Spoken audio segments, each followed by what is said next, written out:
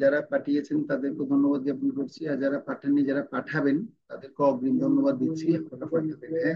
হরে কৃষ্ণ। আমরা গত ক্লাসে কি আলোচনা করেছি একটু আমরা যদি জানতে চাই ভক্তদের কাছ থেকে, কি কি জানাতে পারেন? হাত তুলুন। শিবানী মাতাজি, কিছু বলবেন আপনি? গত ক্লাসে কি করেছেন? হ্যাঁ প্রভু। প্রভু, হরে কৃষ্ণ প্রভু প্রণাম। প্রভু, প্রথমে গুরু পরম্পরা এবং ভাগবত পরম্পরা কথা বলা হয়েছিল।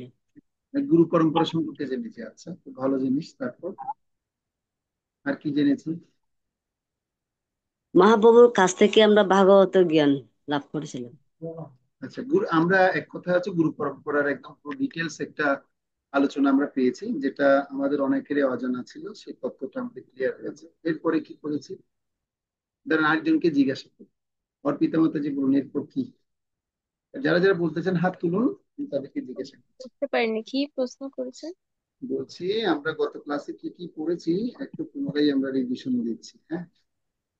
হ্যাঁ প্রভু, প্রভু আমরা হচ্ছে গুরুবর্গ বা হচ্ছে আমরা কিভাবে হচ্ছে সদ্গুরু গ্রহণ করতে পারবো, তারপরে ঋত্বিক মতবাদ এইটা সম্পর্কে আমরা জেনেছি। হ্যাঁ, আমরা মরণোত্তর ঋত্বিক মতবাদ খণ্ডন করেছি, যে ঋত্বিক মতবাদ সেটা আমাদের জন্য কি নয়, সেটা পজিটিভ নয়, সেটা একটা নেগেটিভ দিক, সেটা আমরা আলোচনা করেছি। হ্যাঁ প্রভু, এটা আলোচনা হয়েছে। তারপর গুরুতত্ত্ব, গুরু পরম্পরা কি, সে সম্পর্কে আলোচনা করেছি। হ্যাঁ, আর কি আলোচনা করেছি আমরা? ইসকনের শিল প্রভুপাদ কিভাবে প্রতিষ্ঠাতা আচার্য, তিনি হলেন। কিভাবে ফাউন্ডার আচার্য, সে সম্পর্কে আমরা জেনেছি। আর কি জেনেছি? প্রভু আমরা হচ্ছে জেনেছি হচ্ছে উম মহা মহাপ্রভু কিভাবে, মহাপ্রভুর বাণী আমরা কিভাবে হচ্ছে প্রচার। শ্রী চৈতন্য মহাপ্রভু কর্তৃক শক্তিপ্রাপ্ত প্রতিনিধি ছিল প্রভুপাদ, তিনি কিভাবে ইসকনের প্রতিষ্ঠাতা আচার্য হলেন, সেই তথ্যগুলো আমরা শিখেছি। তিনি এম্পাওয়ার করেছিল প্রভুপাদ। তারপর আমরা ইসকনের গুরুবর্গ সম্পর্কে জেনেছি, কিভাবে গুরুবর্গরা আমাদেরকে চেইন অফ কমান্ডে রেখেছেন। অর্থাৎ আমরা সর্বনিম্ন স্তরে, আমরা গৃহস্থরা আছি বা মন্দিরস্থ ভক্তরা আছি, আমরা একজন আরেকজনের অধীনে রয়েছি। আমাদের আমাদের যে অধীনটা আছে, সেই অধীনের তার উপরের কি আছে, আমাদের গুরু আছেন, গুরুর অধীনে কি আছেন, গুরু সেবা কমিটি আছে। গুরু গুরু পরিষেবা কমিটি কে কে কে পরিচালনা করছে? জিবিসি পরিচালনা করছে। অথবা গৃহস্থ ভক্তরা আমরা বিভিন্ন প্রচার বিভাগের সাথে যুক্ত থাকি, হয়তো নামহট্টর সাথে যুক্ত আছি, বা ভক্তি বিশ্বের সাথে যুক্ত আছি, বা ইসকনীয় ফোরামের সাথে যুক্ত আছি। যে যে ডিপার্টমেন্টে থাকি না কেন, সেই ডিপার্টমেন্টকে পরিচালনা করছেন আঞ্চলিক পরিষদ, তাকে পরিচালনা করছে জিবিসি। আর জিবিসি হচ্ছে পুরোপুরি শিল প্রভুপাদের যে দিক নির্দেশনা আছে, সেই দিক নির্দেশনাকেই তিনি কি করছেন, তারা মেনে চলছে, সেটা আমরা জানতে পেরেছিলাম। বা আহ যদি মন্দিরের ভক্তরা থেকে, মন্দিরের ভক্তরা মন্দিরের অধ্যক্ষের দ্বারা পরিচালিত হচ্ছে, তিনি তার উচ্চতন কর্তৃপক্ষ সন্ন্যাসীর দ্বারা পরিচালিত হচ্ছেন, এভাবে সন্ন্যাস মিনিস্ট্রি আছেন, সন্ন্যাস মিনিস্ট্রি তাদেরকে সন্ন্যাসীদের পরিচালনা করছেন, এবং সন্ন্যাস মিনিস্ট্রিকে পরিচালনা করছেন জিবিসি। আর জিবিসি সর্বাধিক পরিচালিত হচ্ছে শিল প্রভুপাদের শিক্ষার দ্বারা, সেটা আমরা দেখতে পেলাম। এবং ইসকন গুরু এবং ইসকন কর্তৃপক্ষের যে দিক নির্দেশনা সম্পর্কে আমরা অনেকগুলো আলোচনা আমরা শুনেছি। ইসকন গুরুর কিরকম মনোভাব থাকা দরকার, এবং গুরু ও ইসকনের কর্তৃপক্ষের কি নির্দেশনা। তারপর ইসকনের বাইরের গুরুগণের সাথে আমাদের কিভাবে সম্পর্ক থাকা দরকার, সে সম্পর্কে আমরা শিল প্রভুপাদের অনেকগুলো লেটার আমরা পড়েছি। এবং আপনাদেরকেও ব্যক্তিগতভাবে বলেছিলাম, আপনারা যদি সময় করে বাড়িতে বসে পড়তে পারতেন খুব বেশি ভালো। পড়েছিলেন, এরপরে আবার একবার যারা পড়েছেন তারা অনেক বেশি, আপনাদের এই বিষয়টা আরো ক্লিয়ার হয়ে যাবে। কেননা আমরা 2 ঘন্টার ক্লাসে অনেক কিছু বিষয় আমরা ছাড়িয়ে যাই। আর সেজন্য আপনাদেরকে মডিউলটা দেওয়া হয়েছে, যেন আপনারা পরবর্তীতে বাসায় বসে বা ঘরে বসে সেগুলো যেন চর্চা করতে পারেন।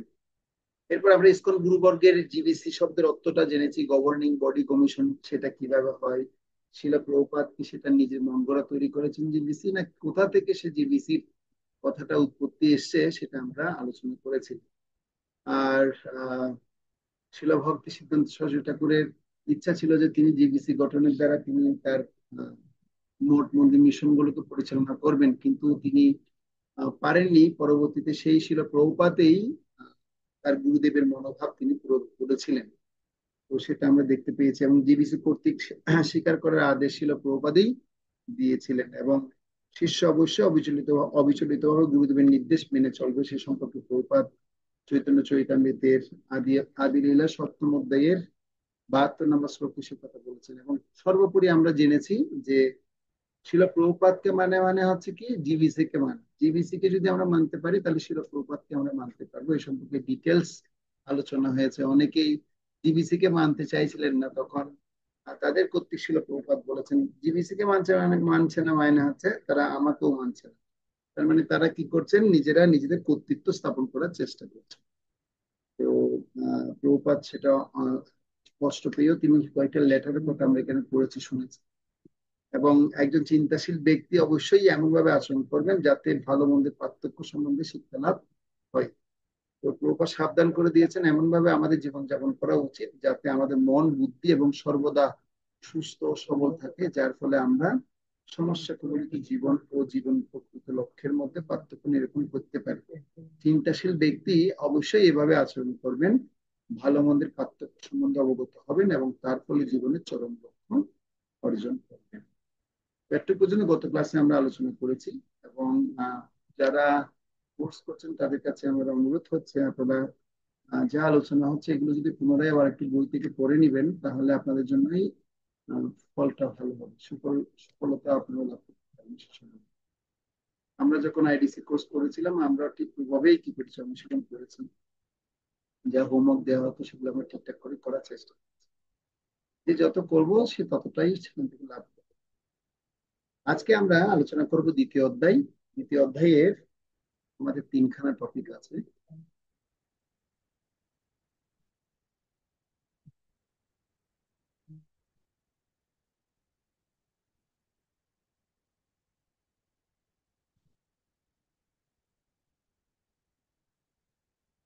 আপনারা দেখতে পাচ্ছেন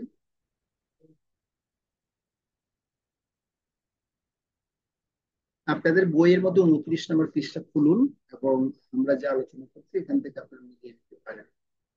শিল প্রভুপাদ সম্পর্কে আমরা জানলাম এর আগে। শিল প্রভুপাদ হচ্ছেন আমাদের প্রতিষ্ঠাতা আচার্য। শিল প্রভুপাদ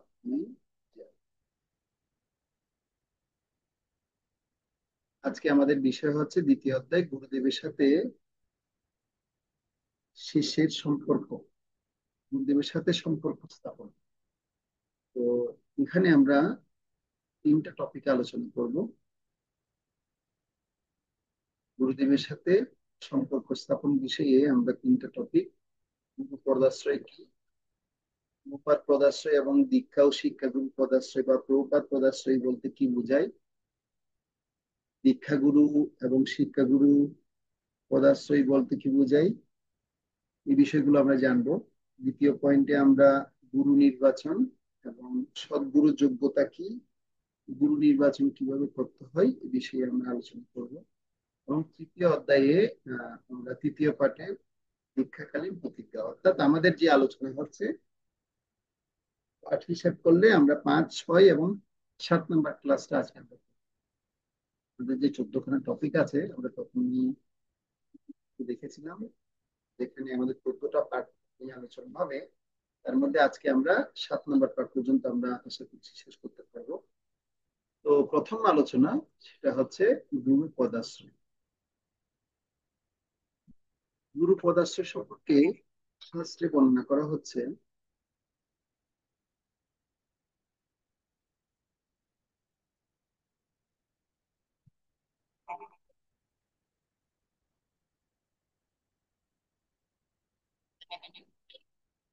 আপনাদের মধ্যে কেউ একজন ভিডিও কল করে বারবার ডিস্টার্ব করছেন না?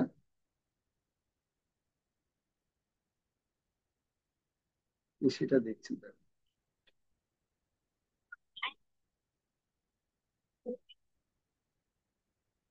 বলছি আপনারা সবাই জুমে জয়েন করুন, জুমে জুমে জুমের মধ্যে যে লিঙ্কটা দেওয়া হয়েছে গ্রুপে, সে জুম থেকে জয়েন করুন, এভাবে ভিডিও কল করবেন না, জুমে জয়েন করুন প্রত্যেক। আপনাদের গ্রুপের মধ্যে যে লিঙ্ক দেওয়া হয়েছে সে জুমে জুমে জয়েন করুন প্রত্যেক।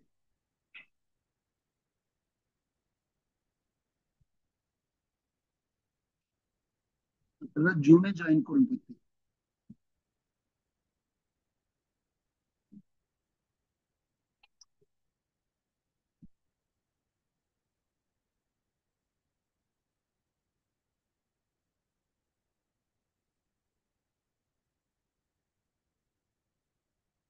অনেকে জুমে ঢুকতে পারছে না, মানে বুঝতে পারছে না, গ্রুপে লিঙ্ক দেওয়া হয়েছে তারপরও জুমে ঢুকতে পারছে না।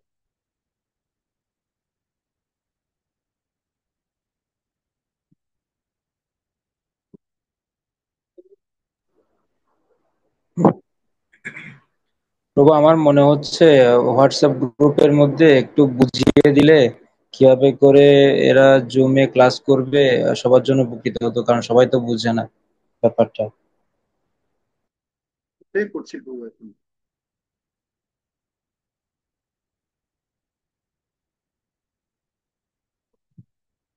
ঠিক আছে, আমরা আলোচনা করছি। আমাদের টপিক হচ্ছে, এখন আলোচনা করব গুরু পদাশ্রয়।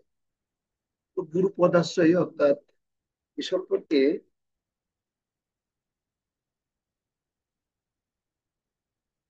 শ্বেতাশ্বতর উপনিষদে একটা শ্লোক ব্যবহার করা হচ্ছে। ষষ্ঠ অধ্যায়ে 23 নম্বর শ্লোকে বলা হচ্ছে, যস্য দেবে পরা ভক্তির যথা দেবে তথা গুরু তস্যতে কথিতা অর্থাৎ প্রকাশন্তে মহাত্মন। রত্ন মহাপ্রভু এটার অনুবাদটা পড়ুন তো, স্লাইডে দেখুন। হ্যাঁ,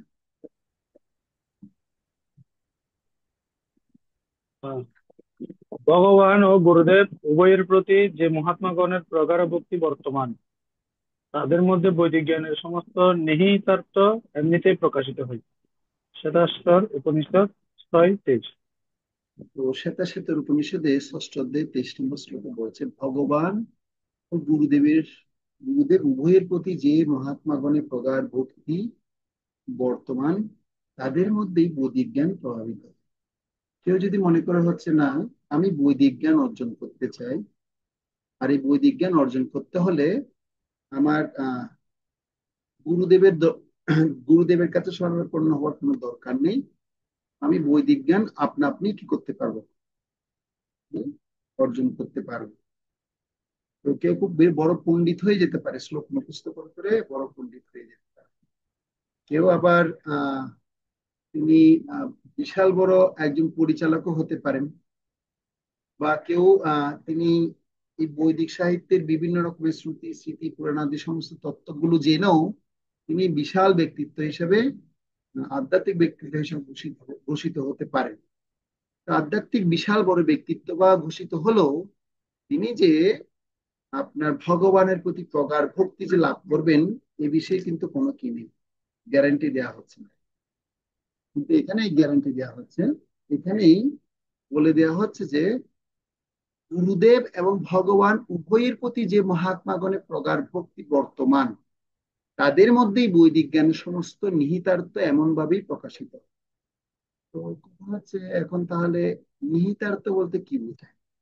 নিহিতার্থ বলতে বোঝাচ্ছে যে প্রকৃতপক্ষে যে ভক্তির সাথে, যে ভক্তের সাথে ভগবানের যে সংযুক্তি, যা মিলন, সেই মিলনের স্থানটা হচ্ছে একমাত্র কেউ যদি শুদ্ধ ভক্তের শরণাগত হয়, সে শরণাগতির মাধ্যমে সেটা একমাত্র কি করতে, সেটা লাভ করতে পারে। আর অন্য কোনোভাবেই সেটা লাভ লাভ করতে পারবে না। অনেক বই অধ্যয়ন করে, অনেক শাস্ত্র অধ্যয়ন করে আহ মানে দিব্য জ্ঞান তার কি হবে না, লাভ করা যাবে না। তো দিব্য জ্ঞান কিভাবে লাভ হবে? যদি দিব্য জ্ঞান একমাত্র দিব্য ব্যক্তির কাছে যদি শরণাগত হওয়া যায়, তাহলে সেই দিব্য জ্ঞানটা লাভ করা যাবে। সেজন্য আমরা গুরু পূজাতে গাই যে, কি গাই? দিব্য জ্ঞান হৃদে প্রকাশিত। তার আগের লাইন কি? শ্রী গুরু চরণ পদ্ম কেবলই ভকতি সদ্ম বন্দময়ী সাবধান মতে, যাহার প্রসাদে ভাই এই ভব তরিয়া যায়, কৃষ্ণ ভক্তি কৃষ্ণ প্রাপ্তি হয় যাহা হই। কার কৃপাতে হবে? একমাত্র এই গুরুদেবের কৃপার ফলেই তা সম্ভব হবে, না হলে সম্ভব না। দিব্য জ্ঞানটা কোথা থেকে আসবে? তা একমাত্র লাভ করতে পারবো সদ্গুরুর কাছ থেকে। সদ্গুরুদেব যদি কৃপা করেন, তাহলেই সেই দিব্য জ্ঞানটা সম্ভব। আমরা অনেক উদাহরণ দেখতে পাই, অনেক জ্বলন্ত দৃষ্টান্ত আমরা দেখতে পাই যে কোনো ব্যক্তির কোনো যোগ্যতা নাও থাকতে পারে, কিন্তু সে শুধুমাত্র সদ্গুরুদেবের চরণে আশ্রয় নেওয়ার ফলেই তিনি তিনি কি করতে পারেন? তিনি আপনা আপনি ভগবানকে লাভ করতে পারেন, শুধুমাত্র সদ্গুরুদেবের কৃপার ফলে। তার একটি উদাহরণ দেওয়া হচ্ছে, আমরা আমাদের গুরু পরম্পরায় একজন আচার্যকে দেখতে পাই, ভাগবত আচার্য ছিল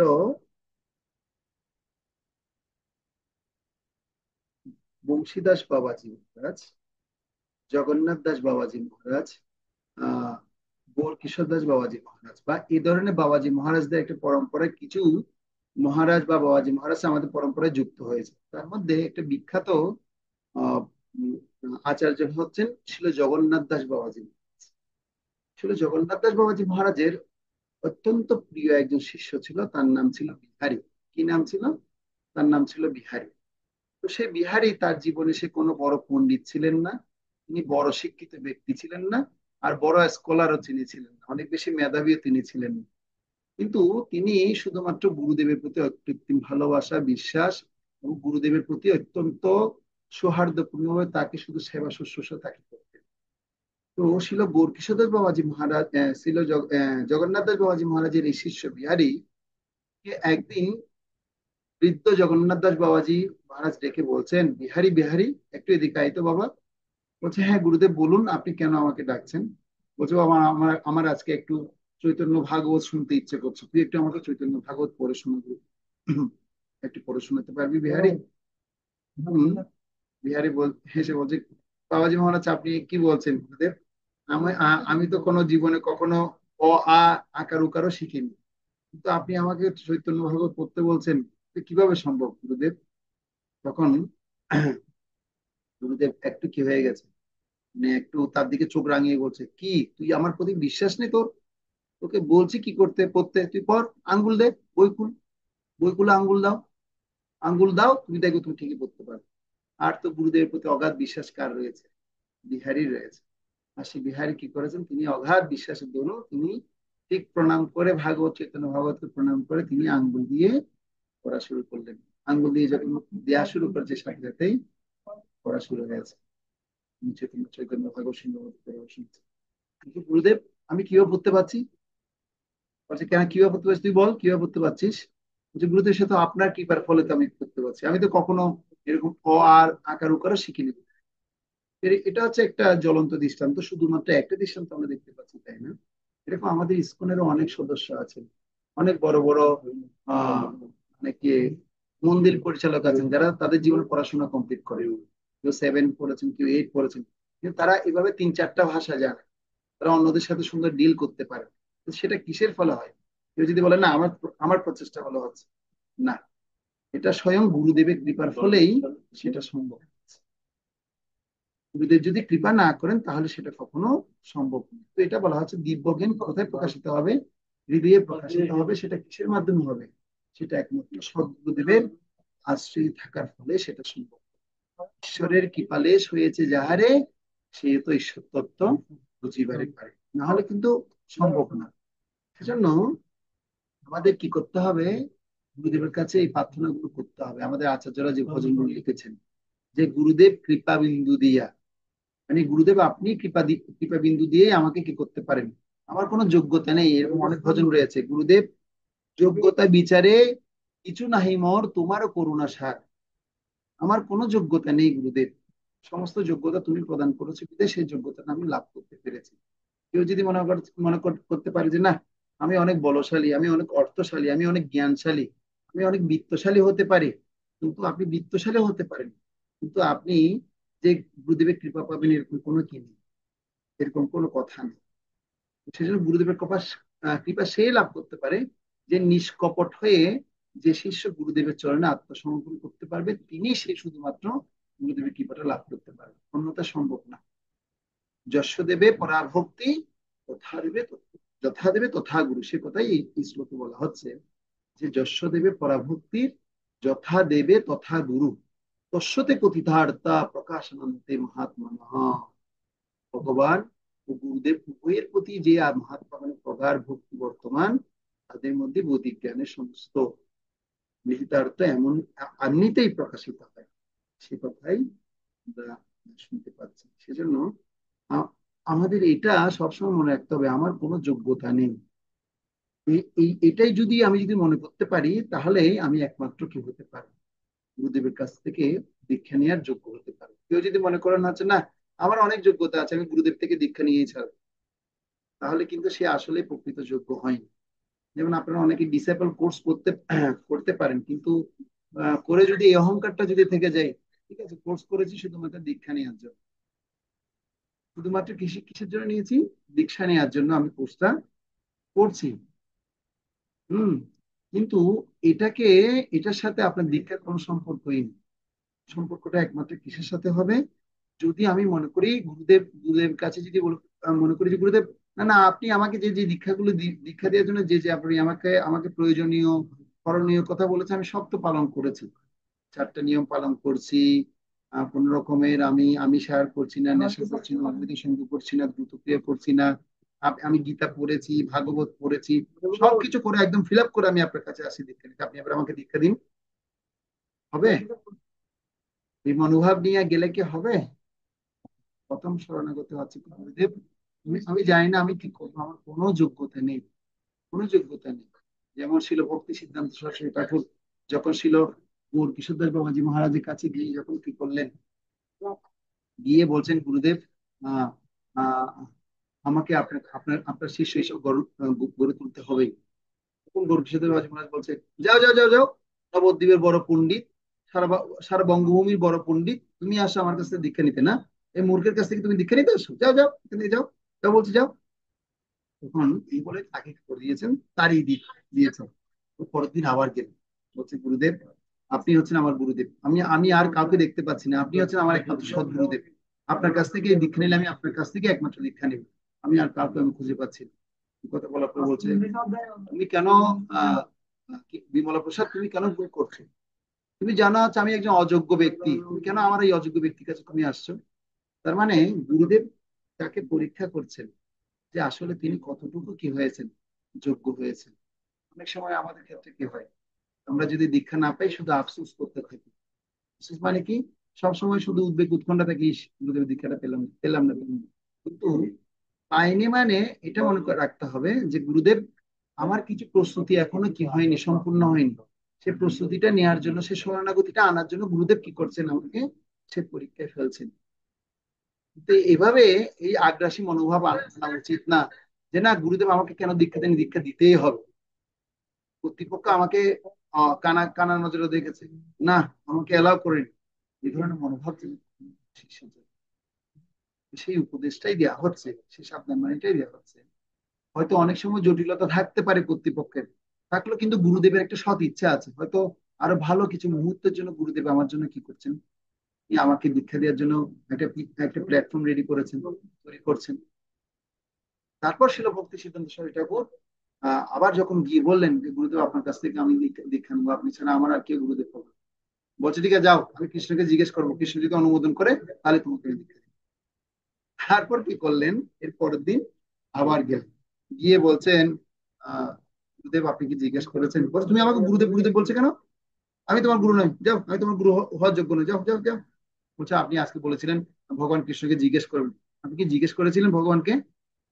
বলছে ও আসলে ভুলে গেছি, আমি ভুলে গেছি, যাও যাও যাও যাও। না আমি তোমার যোগ্য নই, না আমি তোমার যোগ্য নই। যাও। বাবাজি মহারাজের জীবন ধারণ তো এইভাবে ছিল, তাদের সবসময় তারা চিন্তা স্মরণে স্মরণে ধ্যানে সবসময় ভগবানের কথায় সাথে তারা কি থাকে, সবসময় যুক্ত থাকতেন, ভগবানের আদেশ উপদেশ সবসময় বুঝতে পারতেন।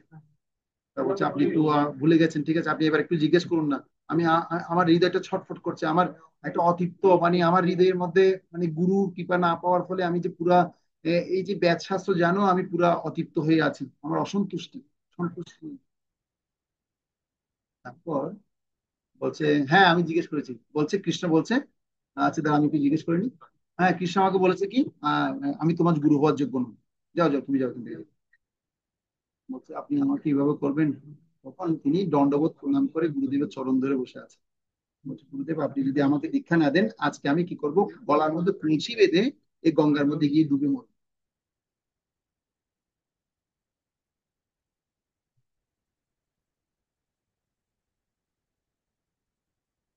আমি গঙ্গার মধ্যে কি করব, জলে ডুবে মারা যাবো। এই কথা বলার সাথে সাথে একটা মিনিট।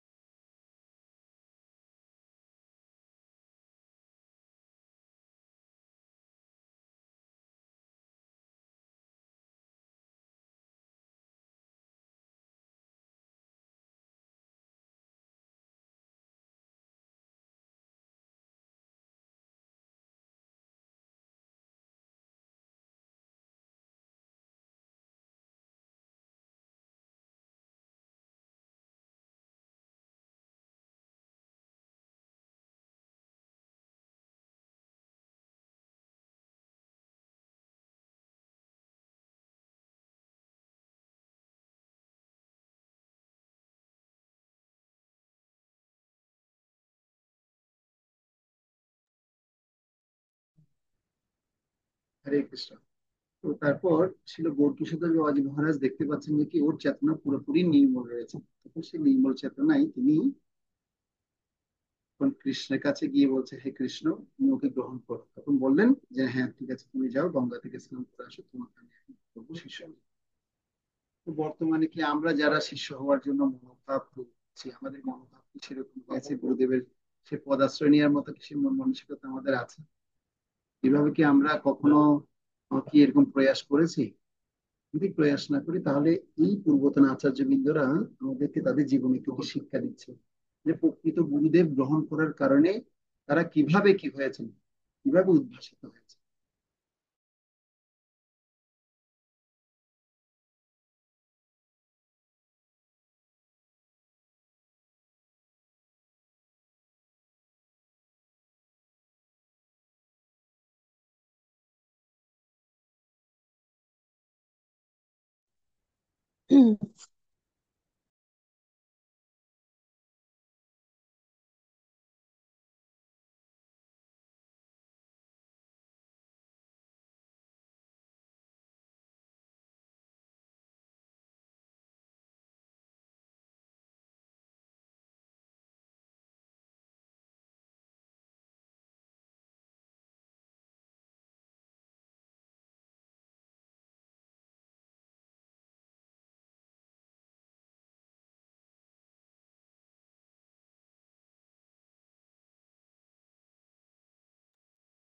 দুঃখিত। তো এটা হচ্ছে কি আলোচনার বিষয় যে আমরা কি ওভাবে নিজেকে প্রস্তুত করতে পেরেছি যে গুরুদেবের চরণে আমরা কিভাবে পদাশ্রয় নেওয়ার জন্য কিভাবে প্রস্তুত আছি। যদি প্রস্তুতি না থাকে তাহলে আমরা আজকে যেহেতু শুনছি, আজকে থেকে আমাদের সেই প্রিপারেশন, সেই প্রস্তুতিটা হওয়া দরকার। কারণ গুরুদেবের চরণে যত আমরা কি করব, প্রপত্তি নিবেদন করব, সেই পদাশ্রয়কে বোঝার চেষ্টা করব এবং যত ধ্যান সহকারে তার চরণ বন্দন করব, তত গুরুদেবের কৃপাটা আমি অনুভব করতে পারবো। না হলে সম্ভব না। কেউ বড় জ্ঞানী হয়ে, কেউ বড় ধনী হয়ে, কেউ বড় কি বলা হচ্ছে বক্তা হয়েও সে গুরুদেবের কৃপা লাভ করতে পারে না। তো সেজন্য এটা খুব গুরুত্বপূর্ণ বিষয়। সে ব্যক্তিকে সে প্রপাত মানে কোনো বিষয় না।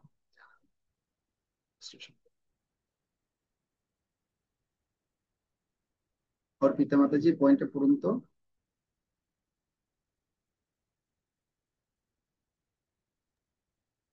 হরে কৃষ্ণ। প্রভু পাদাশ্রয়।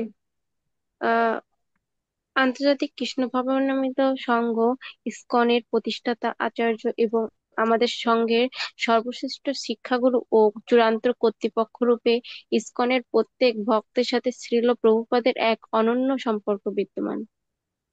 303 জিবিসি শ্রীল প্রভুপাদ এর অবস্থান সম্বন্ধে আলোচনা, মার্চ 2013। এই কথাটা বিশেষ করে জিবিসি মন্ডলী আমাদেরকে জানাচ্ছেন যে আন্তর্জাতিক কৃষ্ণ ভাবনামৃত সংঘ ইসকনের প্রতিষ্ঠাতা আচার্য এবং আমাদের সংঘের সর্বশ্রেষ্ঠ শিক্ষাগুরু রূপে এবং চূড়ান্ত কর্তৃপক্ষ রূপে ইসকনের প্রত্যেক ভক্তের সাথে সে প্রভুপাদের এক অনন্য সম্পর্ক বিদ্যমান আছে।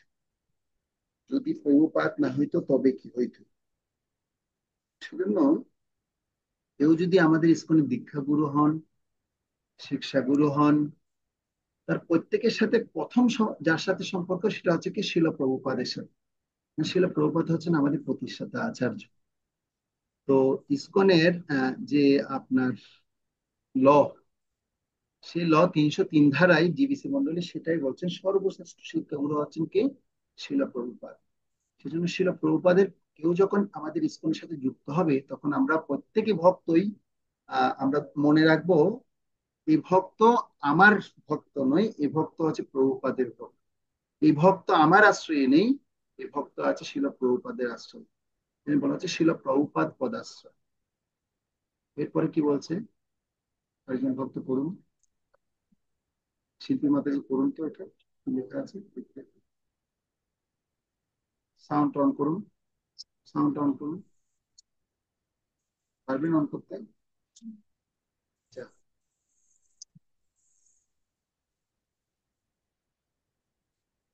পল্লবী মাতাজি পড়ুন। ঠিক আছে প্রভু। প্রভু পাদাশ্রয়। ইসকন ভক্তগণ নতুন সদস্যদের শ্রীল প্রভুপাদের পাদাশ্রয় এবং কৃষ্ণ ভাবনায় যারা তাদের প্রশিক্ষণ, সহায়তা ও শিক্ষা দিচ্ছেন তাদের দিক নির্দেশনা গ্রহণ করার শিক্ষা দেবেন। তো যারা ছিল প্রভুপাদের পদাশ্রয়ে আসবেন, তো কারা আসবেন? সমস্ত নতুন ভক্তরাই প্রভুপাদের পদাশ্রয়ে আসবে। ইসকন ভক্তগণ নতুন সদস্যদের প্রথমে কাকে পরিচয় করাবে? উনি হচ্ছেন আমাদের শিল প্রভুপাদ। শিল প্রভুপাদ হচ্ছেন ইসকন ফাউন্ডার আচার্য। শিল প্রভুপাদ কি করেছেন? তিনি আমাদের ইসকন সোসাইটি প্রতিষ্ঠা করেছেন। তিনি একজন 70 বছর বয়সে গিয়ে তিনি কৃষ্ণ মহানামে সারা বিশ্বে প্রচার করার মাধ্যমেই আপনি আজকে আমাদের এই মন্দিরে আসতে পেরেছেন। তো আমরা যদি অনেক সময় হয় কি, আমরা ইসকনে থেকে আমরা নিজেদের পরিচয়টাকে কি করি, আমি প্রভাবিত করি যে আমি আমি আমি হচ্ছে কি ইসকনের ভক্ত। কিন্তু প্রথমে উচিত হচ্ছে কি, আসলে আমাকে চিনানোর থেকে বড় বড় চিনাতে হবে কাকে? ছিল প্রভুপাদ। অনেক সময় হয় কি, যেমন যারা ঋত্বিক বা তাজে, তারা কি করেন, তারা বলেন হচ্ছে যে আমাদের ইসকনের গুরুরা হয়েছে, অনেক গুরু কি হয়েছে, ফল ডাউন হয়েছে। ঠিক আছে, ফল ডাউন হতে পারে, কিন্তু শিল প্রভুপাদ তো আর ফল ডাউন হয়নি। আর শিল প্রভুপাদের শিক্ষা ব্যবস্থা তো ফল ডাউন হয়নি। তো আমাদের ইসকনের একজন সদস্য কি হতে পারে, ফল ডাউন হতে পারে, কিন্তু শিল প্রভুপাদের তো অনেক অনুগামী আছে যারা শিল প্রভুপাদের মহিমান্বিত করেছে। সেজন্য আমাদের এই ধারাটা মনে রাখতে হবে যে অবশ্যই যিনি একজন শিষ্য, তিনি তিনজনের প্রতি তার কি থাকতে হবে, তার আশ্রয় থাকতে হবে। একটা হচ্ছে কি, তার শিক্ষা গুরুর প্রতি, তার দীক্ষা গুরুর প্রতি, এবং প্রভুপাদের আশ্রয়। এজন্য ইসকন সদস্যরা কবে কার কাছ থেকে দীক্ষা গ্রহণ করতে চাই তা তারা নিজেরাই নির্ণয় করবে। সেজন্য আমরা কখনো ফোর্স করবো না, তুমি এই গুরু থেকেই দীক্ষা নেওয়া তোমার দরকার। এটা যদি ফোর্স করি, এটা যদি আমরা মানুষকে প্রভাবিত করি, তাহলে সেটা আমাদের শিক্ষা নীতি থেকে আমরা বেরিয়ে যাচ্ছি। আর শিল প্রভুপাদের আশ্রয়ে অনেক গুরুদেব তৈরি হয়েছেন। কেউ যখন প্রভুপাদের আশ্রয়ে আসবে তখন সে নির্বাচন করতে পারবে, কি সে নির্ণয় করতে পারবে ইসকন সদস্যরা কবে এবং কার কাছ থেকে দীক্ষা গ্রহণ করতে চাই তা তারা নিজেরাই নির্ণয় করবে। কেন আমরা কখনো করতে পারি না, কাউকে ফোর্স করতে পারি না। সেজন্য তবে অবশ্যই ছিল প্রভুপাদকে ইসকনের প্রতিষ্ঠাতা আচার্য এবং সর্বপ্রধান শিক্ষক রূপে বিবেক। আমাদের ফাউন্ডার আচার্য ছিল প্রভুপাদ, তিনি হচ্ছেন আমাদের 10,000 বছরের জন্য শিক্ষা গুরু। কি গুরু? 10,000 বছরের জন্য আমাদের শিক্ষা গুরু। তিনি আমাদের এই ইসকন সোসাইটি যত বছর থাকবে, অর্থাৎ এই হরিনামের জোয়ার 10,000 বছর পর্যন্ত থাকবে, 10,000 বছর পর্যন্ত তিনি হচ্ছেন কি, প্রত্যেকেরই হচ্ছে শিক্ষা। শিক্ষা গ্রুপে তাকে অবশ্যই আমাদের কি করতে হবে, সেটা আগে হৃদয়ের মধ্যে গেঁথে নিতে হবে। এই কার্যটা যখন আমাদের সম্পূর্ণ হবে, তখনই আমরা প্রভুপাদের আশ্রয়ে থাকতে পারবো, অন্যথায় না। এটা ইসকন বিধিমালা 7.2.1 ধারার প্রথম হরিনাম দীক্ষা সম্পর্কে এই বিষয়টি ইসকন জীবকে জানাচ্ছে। তারপর 7.2.1 বিধিমালার আরেকটা বিষয় জানাচ্ছেন, নিজের দীক্ষাগুরুর প্রণাম মন্ত্র উচ্চারণ করার পর ইসকনের পূর্ণাঙ্গ শিষ্যগণ তো বটেই, ভবিষ্যৎ প্রজন্মের সবার প্রতিষ্ঠাতা আচার্য রূপে শিল প্রভুপাদকে প্রণাম করার সময় তার প্রণাম মন্ত্রের অন্তত প্রথম অংশটুকু উচ্চারণ করা উচিত। আমরা কি করি প্রণাম মন্ত্র উচ্চারণ করার সময়? শিল প্রভুপাদের প্রণাম মন্ত্র আমরা সবাই বলি তো, নাকি না? উচ্চারণ করি। অবশ্যই প্রভুপাদের প্রণাম মন্ত্র উচ্চস্বরে উচ্চারণ করা উচিত। কেন? তিনি হচ্ছেন আমাদের প্রতিষ্ঠাতা আচার্য, তিনি আমাদের জন্য বিধি নিয়ম সব তৈরি করে গেছেন। সেজন্য প্রভুপাদকে যেন কখনো আমরা পরিত্যাগ যেন না। আর যিনি আমার গুরুদেব হবেন, গুরুদেবও তিনি কার আশ্রয়ে আছেন? তিনি প্রভুপাদের আশ্রয়ে আছেন। গুরুদেব হয়ে যে তিনি যদি নিজের মতো তত্ত্ব ব্যাখ্যা করে শিষ্য গ্রহণ করেন, তাহলে তাকেও আমরা গুরু সঠিক আদর্শ প্রভুপাদের আশ্রয় গুরুদেব হিসেবে গ্রহণ করে নিতে পারবো। এরকম ইসকনে অনেকেই এরকম ছিলেন। একবার কি হয়েছিল, ইসকনের জিবিসি চেয়ারম্যান তিনি কি করেছেন, তিনি তিনি জিবিসি চেয়ারম্যান ছিল 1900 কত সালে, 89 সালের দিকে ঘটনা, 88-89 সালের ঘটনা। তিনি ইসকনের জিবিসি ছিলেন। তো জিবিসি হয়ে হলো কি হবে, তিনি ইসকন ছেড়ে চলে গেছেন। তিনি ইসকন ছেড়ে চলে গেছেন। তো অনেক সময় অনেক মনে করতে পারে, আরে বাবা, জিবিসি চেয়ারম্যান মানে কি বিশাল ব্যক্তিত্ব, তিনি ইসকন ছেড়ে চলে গেলেন। তিনি ইসকন ছেড়ে চলে যেতে পারে, কিন্তু তিনি তো আপনার প্রভুপাদের যা নীতি নির্দেশন সেগুলো কেড়ে নিয়ে যেতে পারেননি। সেজন্য ছিল প্রভুপাদ হচ্ছেন আমাদের সর্বাধিক সর্বপ্রধান এবং সর্ব অগ্রগণ্য প্রধান আচার্য হচ্ছেন। প্রভুপাদের আশ্রয় প্রত্যেককে আগে প্রভুপাদের আশ্রয়টা গুরুত্বটা বুঝাতে হবে। যখন এই গুরুত্বটা যখন বুঝবে, তার গুরুদেব যদি ত্যাগও হয়, কিন্তু তিনি প্রভুপাদের আশ্রয় কখনো ত্যাগ করবেন। এরকম আমরা অনেক যারা আশ্রম চেঞ্জ করেছে, কিন্তু পরবর্তীতে তারা আসলে প্রভুপাদের আশ্রয় থেকে অন্য আরেকজন গুরুদেবের কাছ থেকে তারা দীক্ষা গ্রহণ করেছে। এটা হচ্ছে আমাদের নীতি। এই নীতিতে কখনো আমাদের কি করা যাবে না, প্রভুপাদের প্রণাম মন্ত্র যেন উচ্চারণ করতে যেন আমরা কেউ ভুল না করি। কেউ যদি গুরুদেব গ্রহণ না করে, তাহলে প্রথমেই এই শিক্ষা গুরুকে প্রভুপাদেরকেই গ্রহণ করে তার প্রণাম মন্ত্র উচ্চারণ করতে হবে। রত্নবাবু এটা পড়ুন, দেখা যাচ্ছে। প্রবাদ আশ্রয়। এটি বোঝা উচিত যে ইসকনের শিক্ষা ও দীক্ষাগুরুর উদ্দেশ্য হলো শ্রীল প্রভুপাদের সাথে ইসকন ভক্তদের বিশ্বাস, শ্রদ্ধা ও অনুরাগপূর্ণ গভীর সম্পর্ক সুপ্রতিষ্ঠিত করা। ইসকন আহ বিধিমালা 2:1। গুরুত্বপূর্ণ টপিক, এটা বোঝা উচিত ইসকনের শিক্ষা ও দীক্ষাগুরুর উদ্দেশ্য হলো শিল প্রভুপাদের সাথে ইসকন ভক্তদের বিশ্বাস, শ্রদ্ধা ও অনুরাগপূর্ণ গভীর সম্পর্ক। যিনি যেমন আপনারা কাউকে যদি প্রচার করেন, তাহলে আপনি সেই ভক্তের জন্য হবেন শিক্ষা গুরু, আপনি সেই ভক্তের জন্য হয়ে গেলেন শিক্ষা গুরু। কিন্তু এখন আপনার উদ্দেশ্য কি? আপনার উদ্দেশ্য এটা পরিচয় করে আমি হচ্ছে ইসকনের একজন বড় ভক্ত। এভাবে যদি কি আমি নিজেকে যদি ব্যাখ্যা করি, তাহলে সেটা কি মানানসই হবে সোসাইটির জন্য? মানানসই হবে না। যদি আপনি দীক্ষাগুরু গ্রহণ করেন, দীক্ষাগুরু যে বলেছে না আমি ইসকনের বড় দীক্ষাগুরু, আমি ইসকনের অনেক বড় দীক্ষাগুরু, আমার কথা মতোই সমস্ত কিছু হচ্ছে, তাই কি হচ্ছে? সে যদি তাই মনে করে, তাহলে কি আমরা তাকে সঠিক গুরুদেব গুরু পরম্পরা আছে বলে ধরে নিতে পারবো? এখানে এটাই বোঝা উচিত যে ইসকনের শিক্ষা দীক্ষাগুরুর উদ্দেশ্য হলো ছিল প্রভুপাদের সাথে ইসকন ভক্তদের বিশ্বাস, শ্রদ্ধা এবং অনুরাগপূর্ণ গভীর সম্পর্ক সুপ্রতিষ্ঠিত। এটা আমাদের কি করতে হবে, আগে বিষয়টা পয়েন্টটা বুঝতে পেরেছি আমরা কি বলেছেন। প্রত্যেকে তিনজন ব্যক্তি কার সাথে সম্পর্ক গড়াবে? ছিল প্রভুপাদের সাথে। আমরা যে দেখেছি চেইন অফ কমান্ড কিভাবে জিবিসি মন্ডলী কার দ্বারা পরিচালিত হচ্ছে? ছিল প্রভুপাদের দ্বারা পরিচালিত হচ্ছে। কারণ ছিল প্রভুপাদ এত সুন্দর ব্যবস্থাপনা আমাদেরকে দিয়ে গেছেন। বলছে ছিল প্রভুপাদ বলছেন, কেউ যদি আমার এই নীতি থেকে যদি কেউ যোগ করে বা কেউ যদি বিয়োগ করে, তাহলে কি হবে?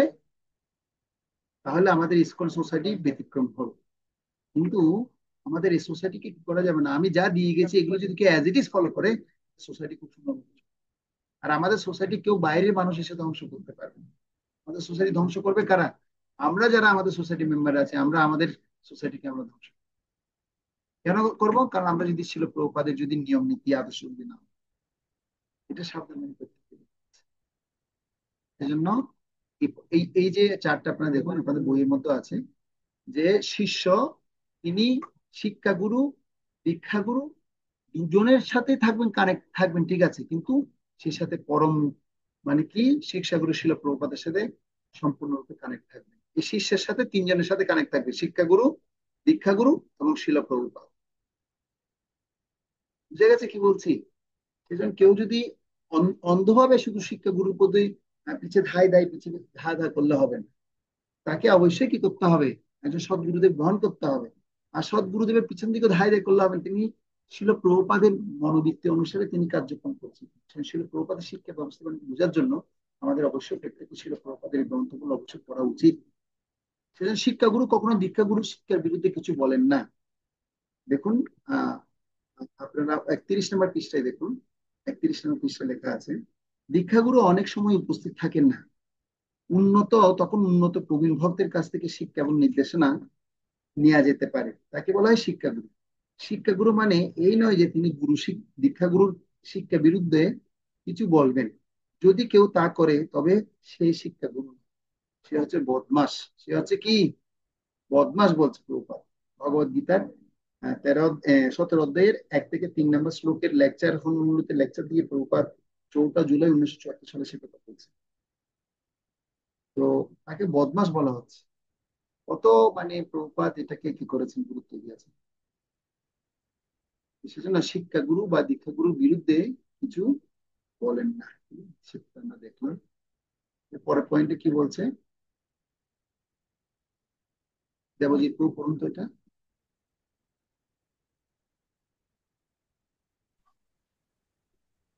হরে কৃষ্ণ। আমি শ্রীকৃষ্ণই তার করুণার বিভিন্ন প্রকাশের সমন্বয়ে চরমে ভক্তকে মুক্ত করেন। এই প্রকাশসমূহ হলো চৈত্য গুরু, শিল প্রভুপাদ, গুরু পরম্পরা, দীক্ষাগুরু, অন্যান্য শিক্ষাগুরু, হরিনাম, শাস্ত্র, নববিধা ভক্তি। তবে তা এর মধ্যে সীমাবদ্ধ নয়। এখানে বলছে ভগবানের করুণার বিভিন্ন প্রকাশের সমন্বয়ে ভক্ত মুক্ত হন। শ্রীকৃষ্ণ তার করুণার বিভিন্ন প্রকাশের সমন্বয়ে চরম ভক্তকে মুক্ত করেন। এই প্রকাশ সমূহ হলো প্রথমত চৈতগুরু মানে ভগবান স্বয়ং, চৈতগুরু শিলা প্রভুপাদ, গুরু পরম্পরা, দীক্ষাগুরু, অন্যান্য শিক্ষাগুরু, হরিনাম, শাস্ত্র, নববিধা ভক্তি। তবে তাই এর মধ্যে সীমাবদ্ধ নয়, আরো ভগবানের করুণা আরো অনেক ভাবে রয়েছে। এর যদি মনে হচ্ছে না এতটুকু লিমিটেশন, না, এতটুকু লিমিট নয়, আরো অনেক বিষয় রয়েছে। কিন্তু উক্ত পরস্পর সহায়ক প্রকাশসমূহের মধ্যে আন্তর্জাতিক কৃষ্ণামৃত সংঘের প্রতিষ্ঠাতা আচার্য হিসেবে ছিল প্রভুপাদ ইসকনের সকল সদস্যদের সর্বপ্রধান শিক্ষক। সকল প্রজন্মের সকল প্রজন্মের ইসকন সদস্যদের ছিল প্রভুপাদের গ্রন্থ শিক্ষা সেবা ও ইসকন সংঘের মাধ্যমে তার সাথে অন্তরঙ্গ সম্পর্ক তৈরির জন্য আখ্যা উৎসাহ দান করা হচ্ছে। 303 জিবিসি রুলস এবং শিল প্রভুপাদের অবস্থান সম্বন্ধে শিল প্রভুপাদ সকল ইসকন সদস্যদের সর্বপ্রধান শিক্ষক। তো এটা হচ্ছে আমরা গুরু পদাশ্রয়ের কথা আগে প্রভুপাদ পদাশ্রয় যে কত গুরুত্বপূর্ণ সেটা আমরা আলোচনা করলাম। এই এতটুক আলোচনার মধ্যে যদি কারো কোনো প্রশ্ন থাকে আপনারা করতে পারেন।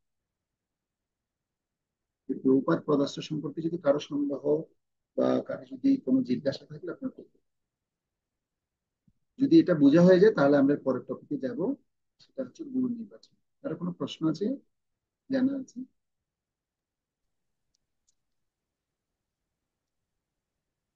অনেকে ভিডিও অফ আছে, আমি বুঝতে পারছি না কারা কোন জায়গা থেকে ক্লাস করছেন। অনেকে আজকে হয়তো নতুন ক্লাসও করছেন, এরকম হতে পারে।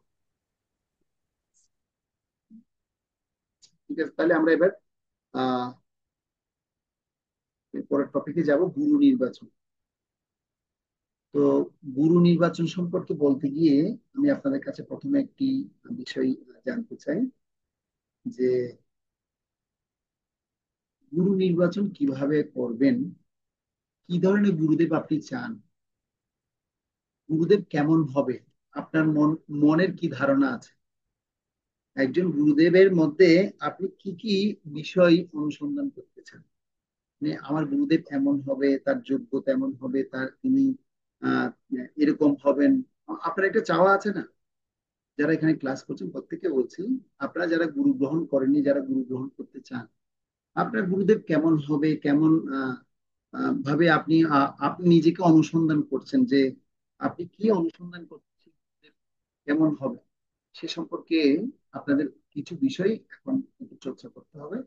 দেখুন, গুরু নির্বাচন যে টপিকটা আছে আপনাদের প্রত্যেকের মডিউলটা দেখুন, 32 নম্বর পৃষ্ঠা।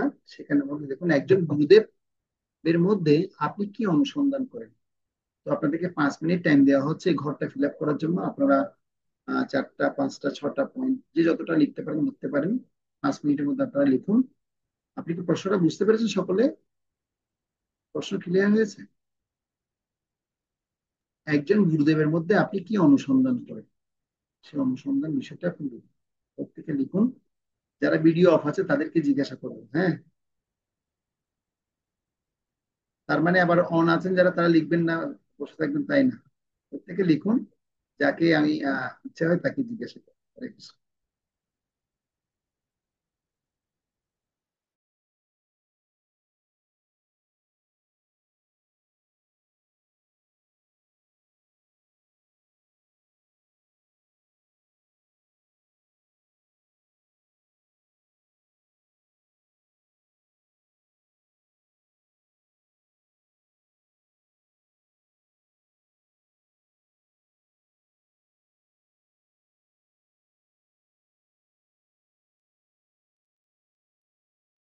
হরে কৃষ্ণ প্রভু, শোনা যায় না প্রভু, নেটে মনে ডিস্টার্ব প্রভু, নেটে মনে ডিস্টার্ব। হরে কৃষ্ণ।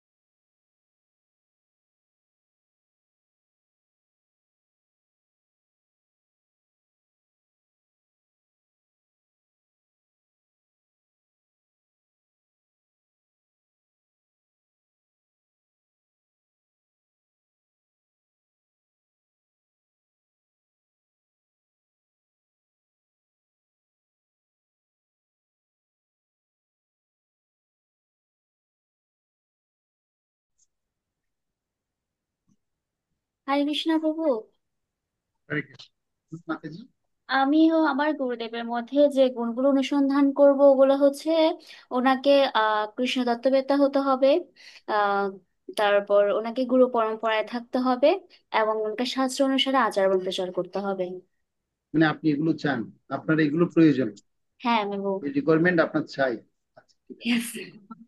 Okay. ওর পিতা মাতাজি বলুন। হরে কৃষ্ণ প্রভু। তো আমি আমার গুরুদেবের মধ্যে অনুসন্ধান করতে চাই তিনি আমাকে সঠিকভাবে কৃষ্ণ পথে অগ্রসর করতে পারবেন কিনা, তিনি শুদ্ধ এবং সরল বৈষ্ণব মানে হবেন কিনা, তারপরে তিনি বৈষ্ণব অপরাধ থেকে মুক্ত কিনা, তিনি তার গুরুদেব অথবা প্রভুপাদের প্রতি কতটা নিষ্ঠাবান বা অনুরক্ত, তিনি কিভাবে প্রভুপাদের বাণী প্রচারের সাথে যুক্ত আছেন, এটাই আমি চাই আমার এগুলো গুরুদেবের ভিতরে। এগুলো আপনি অনুসন্ধান করবেন। আচ্ছা, হ্যাঁ এগুলো হ্যাঁ। লিখে রেখেছেন মানে মিলিয়ে দেখবেন, পরবর্তী যখন গুরু গ্রহণ করবেন মিলিয়ে মিলিয়ে এগুলো দেখবেন, হ্যাঁ সে গুরুদেবের মধ্যে আছে কিনা। হ্যাঁ, তো হুম। ধন্যবাদ মাতাজি। আর কি বলবেন? আপনারা কি বসে থাকবেন নাকি অন্যরা কিছু বলবেন না? স্বস্তিকে হরে মাতাজি কৃষ্ণ আপনি প্রভু, হাত আমি তুলছেন, বলবো। আপনি কে? নাম কি আপনার? ভিডিও অফ কেন?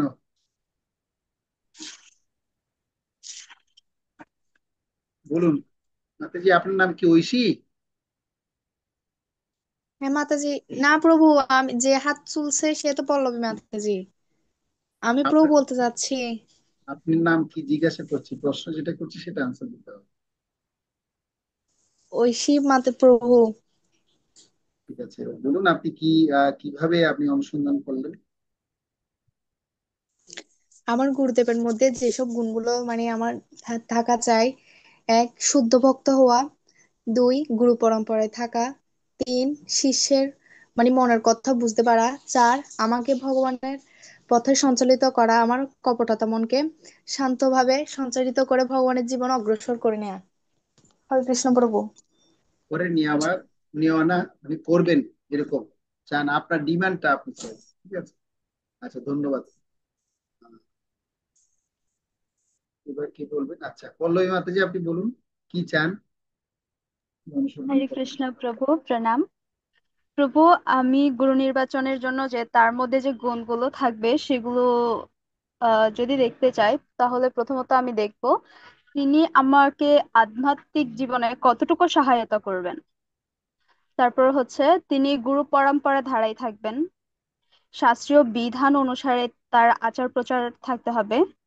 তিনি সঠিক পথে চলার জন্য নৈতিক শিক্ষা এবং ব্যবহারিক পরামর্শ দেবেন আমাকে। তারপর হচ্ছে তাকে প্রভু অবশ্যই শুদ্ধ বৈষ্ণব হতে হবে। তিনি আমার আদর্শ ও অনুপ্রেরণা হিসেবে কাজ করবে। আর তিনি অবশ্যই কাম ও মোহ থেকে মুক্ত হতে হবে। অনেক ডিমান্ড দেখি আপনার। আচ্ছা, আচ্ছা, ধন্যবাদ। তাহলে সেভাবে গুরু নির্বাচন করবেন। আচ্ছা, আর কেউ বলবেন? আপনারা কি বলতে চান প্রভুদের মধ্যে কেউ?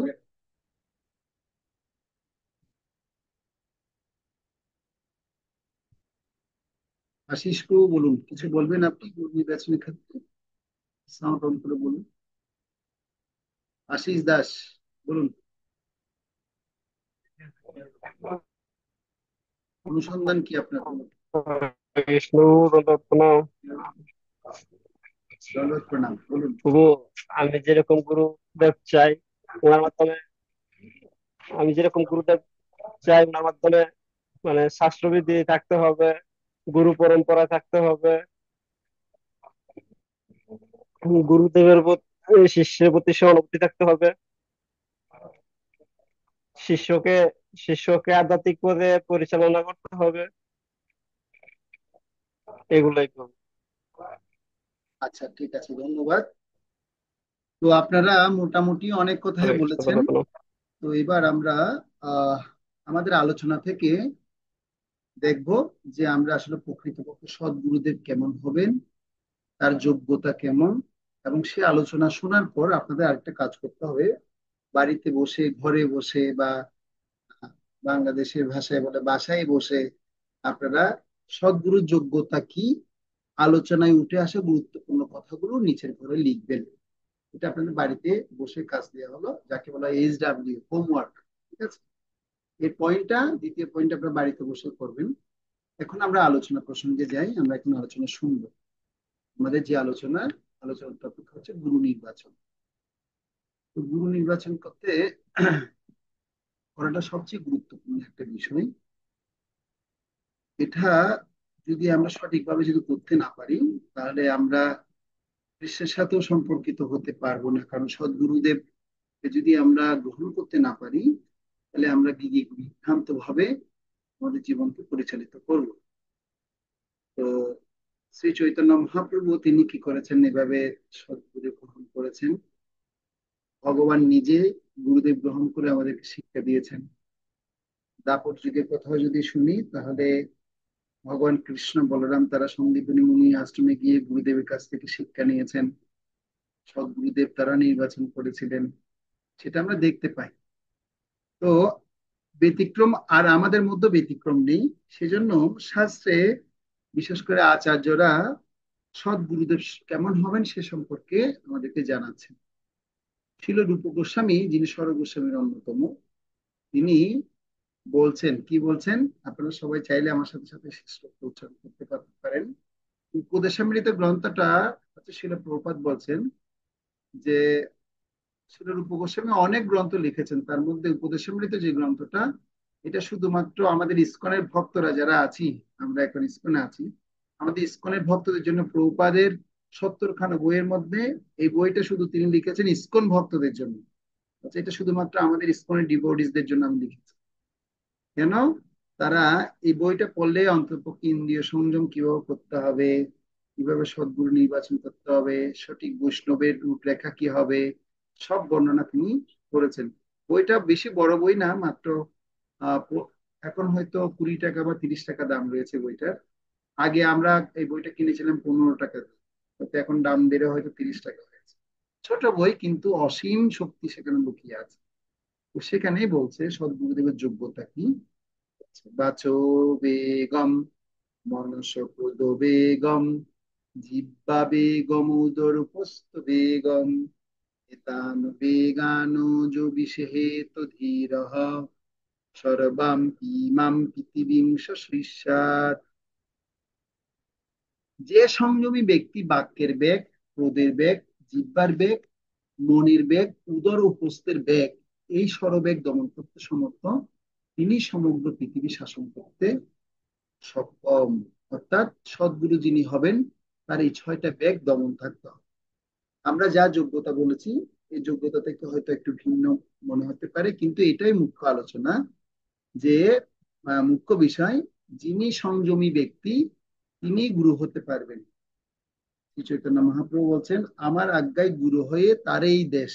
শ্রী চৈতন্য মহাপ্রভু আজ্ঞা কারা মেনেছেন? ঈশ্বর গোস্বামীরা মেনেছেন। ঈশ্বর গোস্বামীরা এই গবেষণা করে দেখেছেন হচ্ছে কি, যিনি সংযমী ব্যক্তি হবেন তার এই 6টা বেগ দমন করতে হবে। প্রথম হচ্ছে কি বাক্যের বেগ। যদি বাক্যের বেগ দমন হয় তাহলে ক্রোধের বেগ যেমন হবে, বাক্য, ক্রোধ, আর 3টা বেগ একই সরলরেখায় অবস্থিত। একটা হচ্ছে জিহ্বা, জিহ্বার সাথে সমন্বয় হচ্ছে উদর, উদরের সাথে সমন্বয় হচ্ছে উপস্থ। জিহ্বা যদি নিয়ন্ত্রিত হয় তাহলে পেট নিয়ন্ত্রিত হবে, উদর নিয়ন্ত্রিত হবে, আর উদর নিয়ন্ত্রিত হলে উপস্থ নিয়ন্ত্রিত হবে। আর মনের বেগ তো আছেই। তো মনকে যদি নিয়ন্ত্রণ করতে চাই তাহলে জ্ঞান এবং বৈরাগ্য দ্বারা করতে হবে, তাকে অনুশীলনে লাগাতে হবে, ইন্দ্রিয়গুলোকে সবসময় কৃষ্ণ সেবায় লাগাতে হবে। তো এরকম ব্যক্তি কি হতে পারেন? একমাত্র সংযমী পুরুষ হতে পারেন, অন্যথায় তিনি নয়। তিনি সারা পৃথিবী শাসন করতে পারবেন না। আর গুরু মানে অনেক ভারী জিনিস। আর সে সৎ গুরুদেবের কাছে যখন সবাই সমর্পণ হবে, সবাই কি করবে? সেই সৎ গুরুদেবের কাছে যখন সমর্পিত হবে, সেই গুরুদেবেই সমস্ত সমর্পিত আত্মাগুলোকে সারা পৃথিবীকে পরিচালনা করবেন। সেজন্য বলছেন তিনি সমগ্র পৃথিবী শাসন করতে সক্ষম। প্রভুপাদ কি বলছেন সদ্গুরুর যোগ্যতা সম্পর্কে? তদ্বিজ্ঞানার্থম সগুরম এবি গচ্ছেত সমী পানি সত্যিয়ং ব্রহ্মনিষ্ঠম। এই সমস্ত বিষয় যথাযথভাবে বোঝার জন্য অবশ্যই যজ্ঞকাষ্ঠ, যজ্ঞ উপকরণ নিয়ে বিনম্র চিত্তে বৈদিক যোগ্যতা জ্ঞান সম্পন্ন এবং পরম সত্যের প্রতি সুদৃঢ় ভক্তিযুক্ত গুরুদেবের কাছে আত্মসমর্পণ। কথা বলা হয়েছে যে এই সমস্ত বিষয় যথাযথভাবে বোঝার জন্য। কোন সমস্ত বিষয়? বৈদিক জ্ঞানের তত্ত্বতাত্ত্বিক বিষয়গুলো, দেহ কি, দেহ কি, আত্মা কি, ইন্দ্রিয়গুলো কিভাবে আমাদেরকে পরিচালিত করছে, আর ইন্দ্রিয় কিভাবে সংযম করতে হবে, বা মনকে কিভাবে আমি নিয়ন্ত্রণ করব, জিহ্বাকে কিভাবে নিয়ন্ত্রণ করব, উদরকে কিভাবে নিয়ন্ত্রণ করব, উপস্থকে কিভাবে নিয়ন্ত্রণ করব, এই সমস্ত বিষয়গুলো যিনি যথাযথভাবে বুঝেন, হ্যাঁ, এই যথাযথভাবে বোঝার জন্য, এই সমস্ত বিষয়গুলো যিনি জানেন, তার কাছ থেকে এগুলো বোঝার জন্য অবশ্যই কি করতে হবে? একজন শিষ্যকে যজ্ঞ কাষ্ঠ নিয়ে বিনম্র চিত্তে তার কাছে যেতে হবে, যিনি বৈদিক জ্ঞান সম্পন্ন। কে বৈদিক জ্ঞান সম্পন্ন? সদ্গুরুদেব। বৈদিক জ্ঞান সম্পন্ন এবং পরম সত্যের প্রতি সুদৃঢ় ভক্তিযুক্ত সেই গুরুদেবের কাছে গিয়ে আত্মসমর্পণ করতে হবে। মুন্ডক পরিষদে সে কথা বলা হচ্ছে প্রথম স্কন্ধে 2য় অধ্যায় 12 নম্বর শ্লোকে। সেখানে বলা হচ্ছে সদ্গুরু কখনো মন গড়ে কল্পনা প্রসূত জ্ঞান প্রদান করেন। সদ্গুরু কি করেন?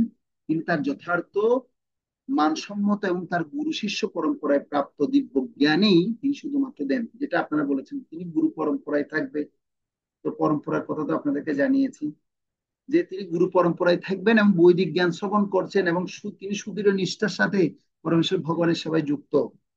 তাকে খুব বড় বড় পণ্ডিত হতে হবে না, কিন্তু অবশ্যই কোনো যথার্থ সূত্র থেকে তাকে শ্রবণ যথাযথ কর্তৃপক্ষের কাছ থেকে শুনতে হবে। এই জন্য তিনি পরম পুরুষোত্তম ভগবানের সেবাই নিষ্ঠাবান, যাকে বলা হয় ব্রহ্মনিষ্ঠম।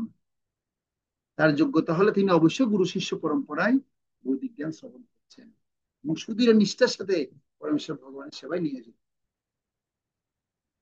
শিল প্রভুপাদ বলছেন তাহলে গুরু, তাহলে কে গুরু হতে পারে? আপনিও গুরু হতে পারেন। কিভাবে? যদি আপনি এই সমস্ত নিয়ম কানুন পালন করেন। আচারে প্রচার নামের করহ 2 কার্য, তুমি সর্ব তুমি সর্বগুরু, তুমি জগতের আর্য। কেউ যদি আচরণ করে সঠিকভাবে, এই 6টা বেগ দমন করে, তিনি যদি সেই আচরণটা যদি প্রচার করে, তাহলেই তিনি গুরু হতে পারবেন। মহাপ্রভু বলছে কিবা বিপ্র কিবা শূদ্র, মানে কে কে বিপ্র কে শূদ্র, হ্যাঁ, তাদেরকে গুরু বলা হচ্ছে না। কে কে গুরু? যে কৃষ্ণ তত্ত্ববেত্তা সেই গুরু হয়। যে একমাত্র কৃষ্ণ তত্ত্ববেত্তা ব্যক্তি তিনি একমাত্র গুরু পারেন। সেজন্য ভগবানের দিব্য নামের আচার এবং প্রচার দুটি কার্যই যে করেন, এবং তিনি হচ্ছে কি সকলের গুরু এবং জগতের সর্বশ্রেষ্ঠ ভক্ত। আচার প্রচার দুই নামেরও কার্য। তুমি জগতের গুরু, তুমি জগতের আর্য। তাৎপর্য ছিল সনাতন গোস্বামী এখানে স্পষ্টভাবে জগৎগুরু সংজ্ঞা বিশ্লেষণ করেছেন। তার যোগ্যতা হচ্ছে তিনি অবশ্যই শাস্ত্রের নির্দেশ অনুসারে আচরণ করবেন এবং সে সাথে প্রচার করবেন, এবং যিনি তা তা করেন না তিনি সদ্গুরু হন। প্রভুপাদ এই কথা চৈতন্য চৈতামৃত অন্তলীলায় চতুর্থ অধ্যায়ে 101 নম্বর শ্লোকে সেটা ব্যাখ্যা করেছে। এই জন্য সদ্গুরুর কথা সম্পর্কে যে কথা আমি একটু আগে বললাম, কিবা বিপ্র কিবা নেশি, শূদ্র কেনে নয়, যেই কৃষ্ণ তত্ত্ববেত্তা সেই গুরু হয়।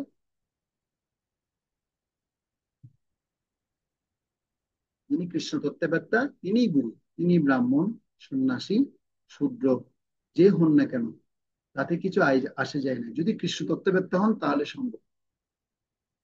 সেই জন্য সদ্গুরু সম্পর্কে প্রভুপাদ এখানে একটা টপিক বললেন।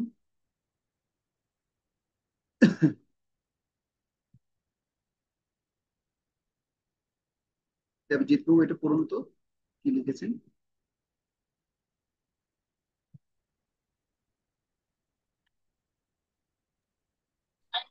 সদ্গুরুর যোগ্যতা, এমনকি কোনো যোগ্যতা ছাড়াই যে কেউ পারমার্থিক গুরু হতে পারে। কিভাবে? পদ্ধতি সম্বন্ধে শ্রী চৈতন্য মহাপ্রভু বলেছেন, আমার আজ্ঞায়, আমার নির্দেশে। সবচেয়ে গুরুত্বপূর্ণ বিষয় এটাই, নিজের খেয়াল খুশি মতো কেউ গুরু হতে পারে না, তাকে গুরু বলা যায় না। ঊর্ধ্বতন কর্তৃপক্ষের দ্বারা অবশ্যই আজ্ঞাপ্রাপ্ত হতে হবে, তাহলেই তিনি গুরু হতে পারবেন। হরে কৃষ্ণ। তার মানে আমরা বুঝতে পারছি যে এমনকি কোনো যোগ্যতা ছাড়াই কেউ পারমার্থিক গুরু হতে পারে। কিভাবে? হ্যাঁ পারেন, যদি শ্রী চৈতন্য মহাপ্রভু বলেছেন যেগুলো, সেই কাজগুলো যদি কেউ যথাযথ করবে তাহলে তিনি অবশ্যই কেউ হতে পারবেন, গুরু হতে পারবেন। সবচেয়ে গুরুত্বপূর্ণ বিষয় হচ্ছে এটি, নিজের খেয়াল খুশি মতো কেউ গুরু হতে পারে না। তো আমাদের বর্তমান সময়ে তো গুরুদেবের ফ্যাক্টরি, অজস্র ফ্যাক্টরি, রাস্তা ঘাটে পথে ঘাটে বিলে ঝিলে সব দিকে এখন গুরুদেব ছড়াছড়ি। আসো আমাকে কিছু দক্ষিণে প্রদান করো, আমার থেকে দীক্ষা নিয়ে যাও, এটা তুমি দীক্ষা মন্ত্র জপ করবে, আমি তোমার গুরু। এই জন্য আমরা এরকম অজস্র গুরু গ্রহণ করছি, কিন্তু শান্তি পাচ্ছি না, মনে আনন্দ পাচ্ছি না, সুখ শান্তি আনন্দ সন্তোষ কিছুই আমি লাভ করতে পারছি না। সেজন্য মনে সুখ শান্তি আনন্দ সন্তোষ কখনই লাভ হবে যখন আমি সদ্গুরুর গুরুদেবকে যখন আমি প্রাপ্ত হব, তখনই সম্ভব, অন্যথায় সম্ভব নয়। সে কথা এখানে প্রভুপাদ আমাদেরকে জানাচ্ছেন। হম আমার আজ্ঞায়, ঠিক আমাদের ক্ষেত্রে যেমন হচ্ছে, ঊর্ধ্বতন কর্তৃপক্ষ আমার গুরু, তিনি আমাকে নির্দেশ দিয়েছেন তুমি আমার কাছ থেকে যা শিখেছ সে শাস্ত্র বাক্যই কেবল ইংরেজিতে প্রচার করো। তাই আমি তো তা করার চেষ্টা করেছি, এটুকুই যা। এমনই নয় যে আমি খুব যোগ্য, আমার একমাত্র যোগ্যতা আমি আমার ঊর্ধ্বতন কর্তৃপক্ষের আদেশ পালন করেছি, এখানেই সব। এখানে এটাই সাফল্যের রহস্য। এটা প্রভুপাদ নিজের অভিব্যক্তির কথা বলেছেন যে আমার আসলে প্রকৃতপক্ষে সারা বিশ্বে কৃষ্ণ অনুযায়ীতে প্রচার করার মূল গুপ্ত রহস্য হচ্ছে এটা, আমি আমার গুরুদেবের কথাকে আমি যথাযথভাবে মেনেছি, আমার কর্তৃপক্ষ যা বলেছে আমি সেটাকে অ্যাজ ইট ইজ ফলো করেছি। তো আমরা যারা ইসকনে বা কৃষ্ণ ভগবানের যারা আসছি, আমাদের তো কর্তৃপক্ষকে অবশ্যই কি করতে হবে, ফলো করতে হবে, অনুশীলন করতে হবে। কিন্তু আহ কর্তৃপক্ষর যে কার্যকলাপ, সে সমস্ত কার্যকলাপ যে ঠিকঠাক আছে কিনা সেটা কিভাবে বুঝবো? যেমন আমি যে সাধু হিসেবে আপনাদেরকে এখন উপস্থাপন করছি এই শিষ্য প্রশিক্ষণ কোর্স, আমি যা কথা বলছি এগুলো কি যথাযথ ভাবে ছিল প্রভুপাদ বলছেন কিনা, বিবিসি মন্ডলী দ্বারা সেটা স্বীকৃত হয়েছে কিনা, এই কথাগুলি পূর্বতন আচার্যরা সেগুলো একইভাবে ব্যক্ত করছে কিনা, ঠিক আছে? তার মানে আমি এখন যা বলছি সব ছিল প্রভুপাদের লেটার থেকেই বলছি। হম তার মানে অবশ্যই ঠিক আছে। তাহলে কর্তৃপক্ষের কথা অনুসারে যখন আমরা চলবো, তখন আমাদের কখনো কি হবে না, আমার একমাত্র যোগ্যতা হচ্ছে সেই আমার ঊর্ধ্বতন কর্তৃপক্ষের আদেশ পালন করছি কিনা। যদি করি তাহলে এখানে সাফল্যের রহস্য। প্রভুপাদ সে কথা বলছেন। সেজন্য প্রভুপাদ বলছেন যে সুতরাং পদ্ধতিটি হলো গুরু গ্রহণের পূর্বে অন্তত 1 বছর কাল তার কাছ থেকে শ্রবণ করতে হবে, এবং যখন পূর্ণরূপে বিশ্বাস জন্মাবে, হ্যাঁ এই গুরুই আমাকে যথার্থ শিক্ষাদান করতে সক্ষম, তখন তুমি তাকে গুরু হিসেবে গ্রহণ করবে। যে শিষ্য এবং গুরুদেবের মধ্যে মূল পার্থক্য, মূল কি বিষয় নিয়ে আপনি সেই গুরুদেবকে গুরু গ্রহণ করতে পারেন বা শিক্ষা গুরু গ্রহণ করুন বা দীক্ষা গুরু গ্রহণ করুন। সেই পয়েন্টটা হচ্ছে কি, যে মূলত শিক্ষাগুরু তারই হওয়া উচিত, শিক্ষাগুরু তারই হওয়া উচিত যার গাইডেন্স সত্যি আমাকে অনুপ্রাণিত করে যে কৃষ্ণকে ভালোবাসার জন্য হবে, সত্যি সত্যি সেটা অনুপ্রাণিত করছে। যদি আমাকে অনুপ্রাণিত না করে তাহলে তারও শিক্ষাগুরু হওয়া উচিত নয়। যিনি শিক্ষাগুরু হবেন তিনি কি সত্যি কি আমাকে সে অনুপ্রেরণা দিচ্ছেন যে কৃষ্ণ ভক্তি করার জন্য? বুঝে আছে কি বলছি? খুব গুরুত্বপূর্ণ পয়েন্ট, যে যে শিক্ষাগুরু আমাকে সত্যি কৃষ্ণ ভাবনান্বিত থাকার জন্য অনুপ্রেরণা দিচ্ছেন তাহলে তিনি আমার শিক্ষাগুরু। আর যদি এরকম তথাকথিত শিক্ষাগুরু যদি না হয়ে যদি তিনি তার নিজের মান যশ প্রতিষ্ঠার জন্য যদি ফলোয়ার তৈরি করেন তাহলে তাকে শিক্ষাগুরু বলে ধরাটা ভুল হবে। এটা খুব সাবধান বাণী দেওয়া হচ্ছে, অবশ্যই এটা প্রত্যেকেরই এটা মনে রাখা উচিত। তো আমি প্রকৃতপক্ষে যার কাছ থেকে যে শিক্ষাটা পাচ্ছি এটা কি আমাকে আধ্যাত্মিক জীবনে প্রগতি করাচ্ছে, আমাকে কি কৃষ্ণের সাথে সম্পর্ক গড়ে দিচ্ছে? যদি না হয় তাহলে আপনারা আবার খুঁজুন কোথায় আসলে সঠিক এরকম শিক্ষাগুরু রয়েছে, কোথায় সদ্গুরুদেব আছে, খুঁজুন, সময় নিন। সেটা প্রভুপাদ এখানে বলছে কমপক্ষে আপনি কি করুন, সময় নিন, সময় নিয়ে 1 বছর সময় নিন। হম সুতরাং পদ্ধতিটা হলো এটাই যে আপনি সময় নিন, গুরু গ্রহণের পূর্বে অন্তত 1 বছর কাল তার কাছ থেকে শ্রবণ করুন, যার কাছ থেকে শুনুন, যে গুরুদেব ভালো লাগে তার তার লেকচার শুনুন। হ্যাঁ, শুনতে শুনতে হৃদয়কে পবিত্র করুন, যদি পবিত্র যদি মনে হয় না ঠিক আছে আরেকজন গুরুদেবের থেকে শুনুন, সময় নিন, অসুবিধা কিছু নেই। হ্যাঁ, তো সেজন্য শ্রবণ করতে হবে এবং যখন পূর্ণরূপে বিশ্বাস জন্মাবে হ্যাঁ এই গুরুই আমাকে যথার্থ শিক্ষা দান করতেছে, তখনই তুমি তাকে গুরু হিসেবে গ্রহণ করবে। ঝোঁকের বসে গুরু গ্রহণ করবে না। আমরা তো অনেক সময় ঝোঁকের বসে করিনি, তো সেজন্য ঝোঁকের বসে ঝোঁক দেখে লাভ দিবেন না। হম করতে হবে, আগে নিজেকে বিবেচনা করতে বলছে, বিচার বিবেচনা করে তাহলেই সম্ভব। আমাদেরকেও আমরা যখন কৃষ্ণ নামতে আসছি আমাদেরকে অনেকে এভাবে অনুপ্রাণিত করেছিল যে আপনি গুরুদেব থেকে নিয়ে গুরুদেব থেকে নিন। তখন আমরা নিজেদের বুদ্ধি দিয়ে বলছি না আমি একটু সময় নিব, আমি একটু কি নিব, সময় নিব। যিনি আমার গুরুদেব হবেন তিনি তার সাথে আমার সম্পর্ক তৈরি হবে, সময় নিব। আমি গত ক্লাসে আপনাদেরকে বলছিলাম ও যদি গুরুদেব যদি চুজ করতে না পারে তাহলে নিত্যানন্দ মহার কাছে প্রার্থনা করুন, আপনারা আদি গুরুর কাছে প্রার্থনা করুন, চৈত্য গুরুর কাছে প্রার্থনা করুন, তাহলে তিনি আপনার কথা শুনবেন। হ্যাঁ, ঝোঁকের বসে গুরু গ্রহণ করবেন না। প্রভুপাদ শ্রীমদ্ ভাগবতমের প্রথম স্কন্ধ 16 অধ্যায়ের 25 নম্বর শ্লোকের লেকচারে তিনি হাওয়াইতে 21শে জানুয়ারি 1974 সালে শাস্ত্রে উল্লেখ আছে যে গুরু এবং শিষ্য একে অপরকে গ্রহণ করার পূর্বে যেন কঠোরভাবে যাচাই করেন। যেখানে গৃহের সাধারণ জিনিসপত্র গ্রহণ করার আগেও পরীক্ষা নিরীক্ষা করা হয়। আমরা তো সাধারণত গৃহের জিনিসপত্র কিনতে গেলে কত দোকান কত বাজার ঘুরে ঘুরে আমরা কি করি, বাজার করি। আর গুরুটা কি কোনো একটা সস্তা জিনিস, যিনি জন্মে জন্মে আপনার সাথে কি থাকবে সম্পর্ক ছিল, জন্মে জন্মে দিল যেই বারে বারে প্রভু সেই দিব্য জ্ঞান হৃদয়ে প্রকাশিত। তিনি আপনার এই জন্মের গুরু নয়, তিনি আপনার সাথে সম্পর্কিত হবে সেই সিদ্ধান্তও তার সাথে থাকবেন আপনি। সেরকম গুরুদেব পূজার কথা বলছেন।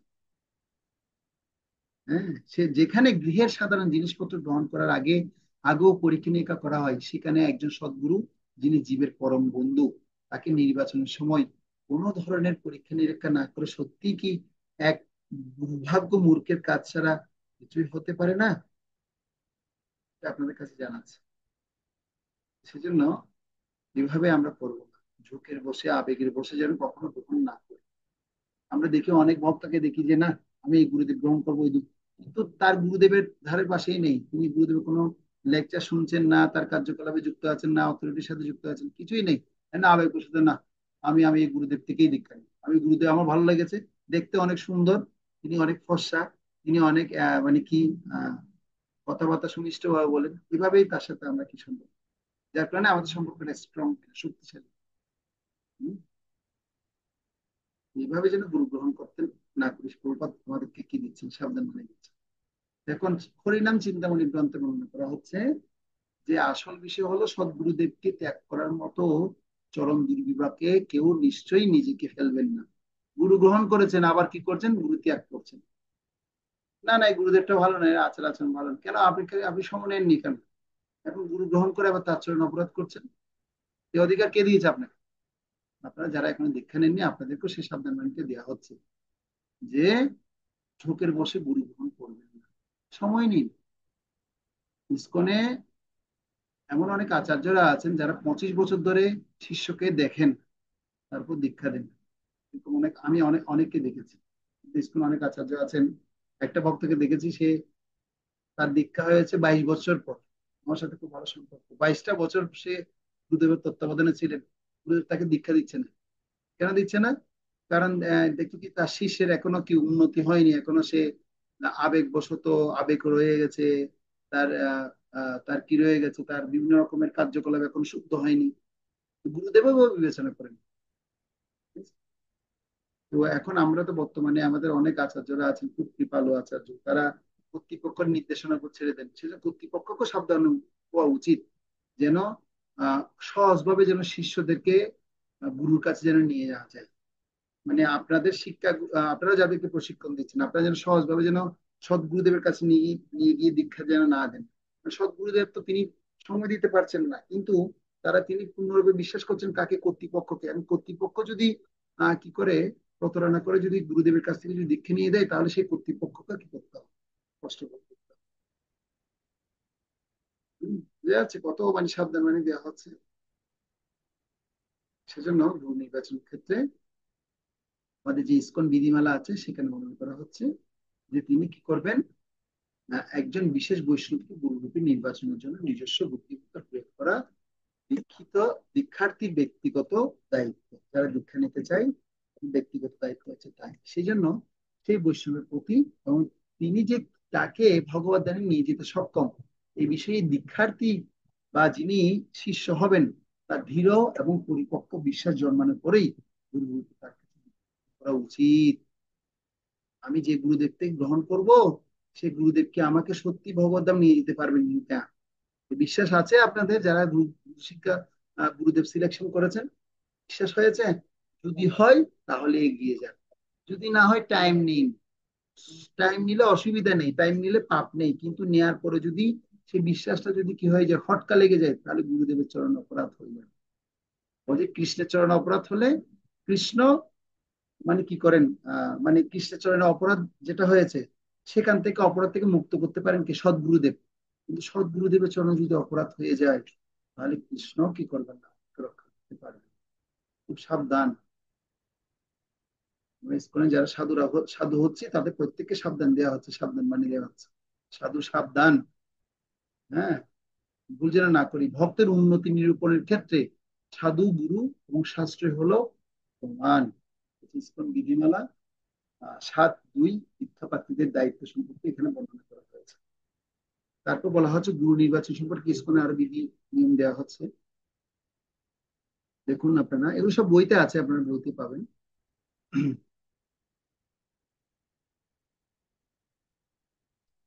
এখানে কি পয়েন্ট লেখা আছে, অর্পিতা মাতাজি পড়ুন তো।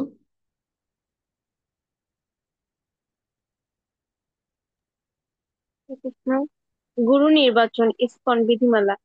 ইসকন গুরু কর্তৃক অনুমোদন লাভের অর্থ হলো যে দীক্ষার্থী ইসকন বিধিমালা বর্ণিত অনুমোদন প্রক্রিয়া সাফল্যের সাথে সম্পন্ন করেছেন, এবং তা হলো কয়েকজন প্রবীণ ভক্তের বিচারে ইসকন বিধিমালা বর্ণিত নির্দেশনা ও আদেশের ভিত্তিতে দীক্ষার্থীর মান নিরূপণ।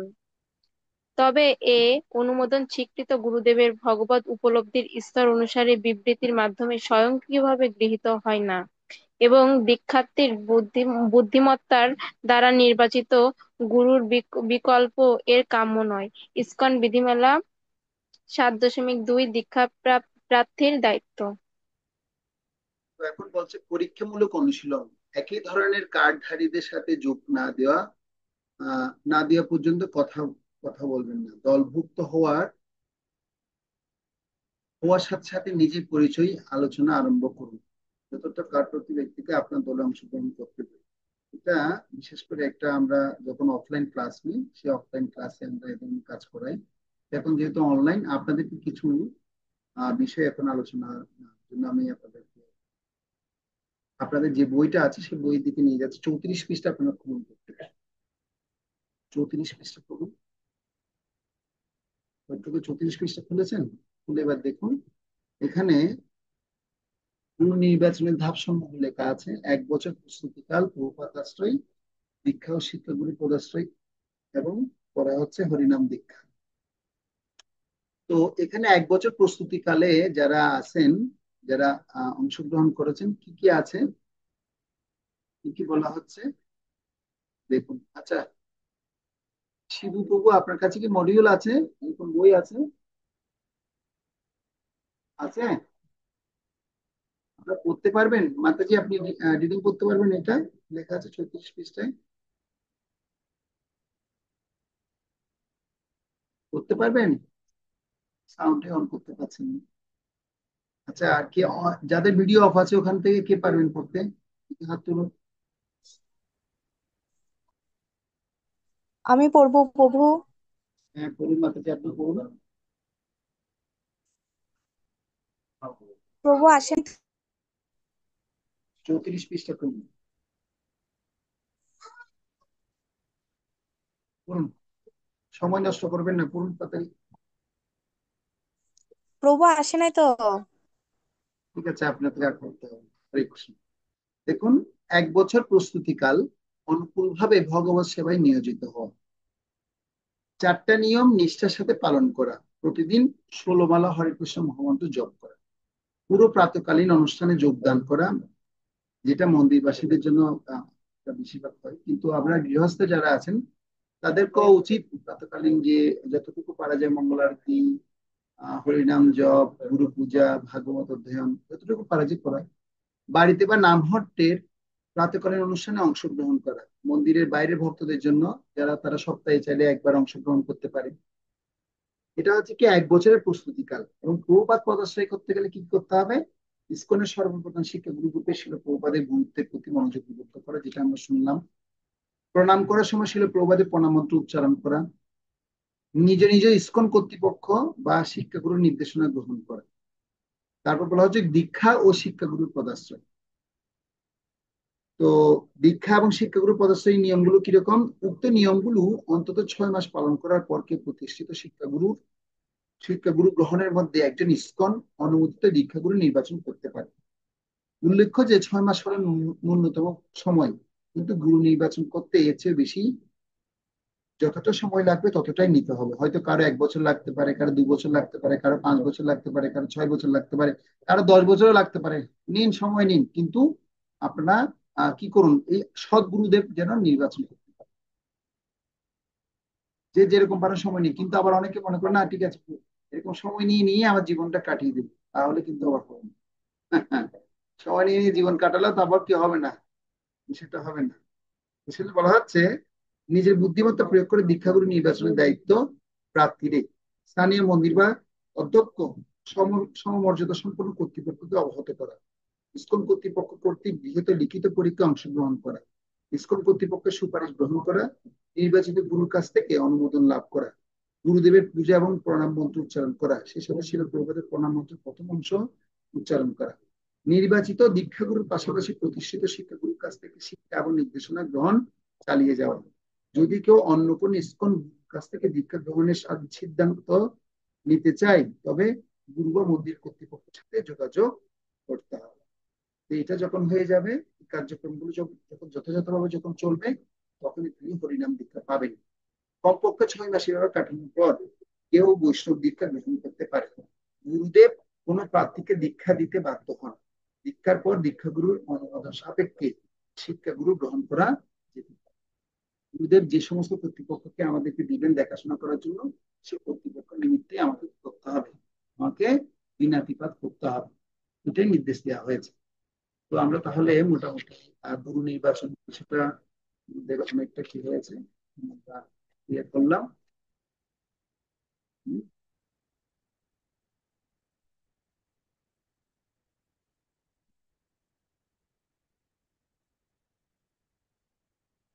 এবার আমরা একটু শিল প্রবাদে কয়েকটু উক্তি করে আমরা এই পর্বটি শেষ করব। আপনারা দেখুন,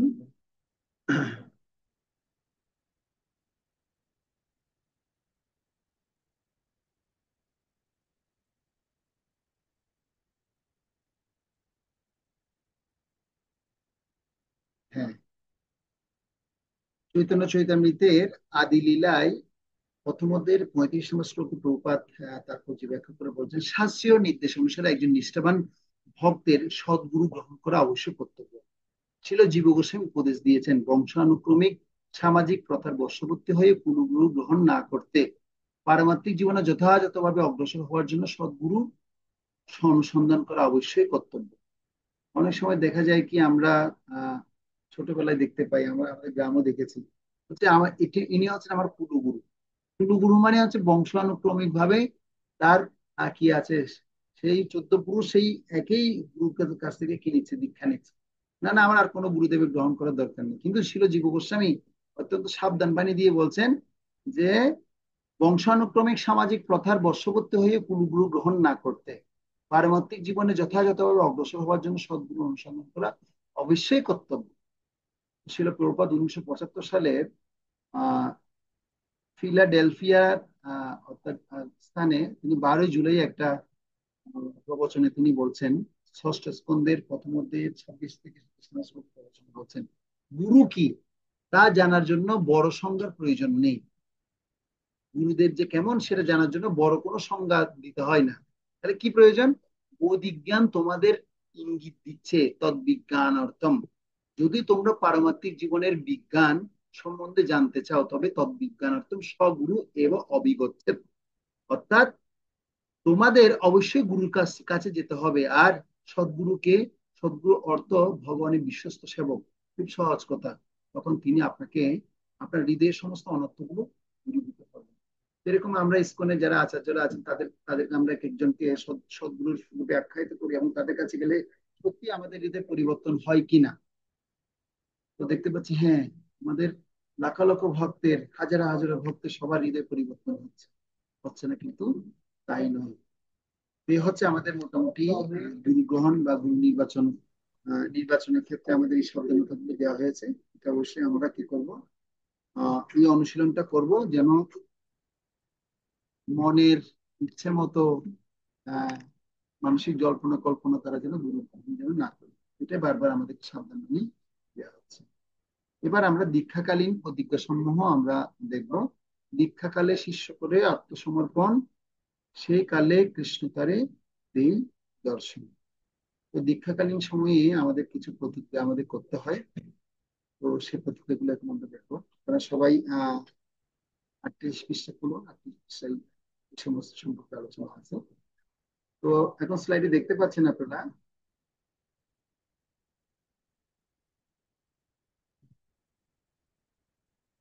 দীক্ষাকালীন প্রতিজ্ঞা 7 নাম্বার পয়েন্ট। তো দীক্ষাকালীন সময়ে আমাদের 4টা নিয়ম পালন করতে হয়। সত্য, সুচিতা, দয়া, তপস্যা। এই 4টা নিয়ম মানে হচ্ছে কি 4টা বর্জন। 4টা বর্জনের উপর ধর্মের 4টা পা দাঁড়িয়ে আছে। ভালো মতো মনোযোগ দিয়ে শুনুন, গুরুত্বপূর্ণ টপিক। বলা হচ্ছে যে 4টা নিয়ম কেন আমাদেরকে পালন করতে বলা হয়, কারণ এই 4টা নিয়মের মধ্যে ধর্মের 4টা পা কি করা আছে, দাঁড়িয়ে আছে।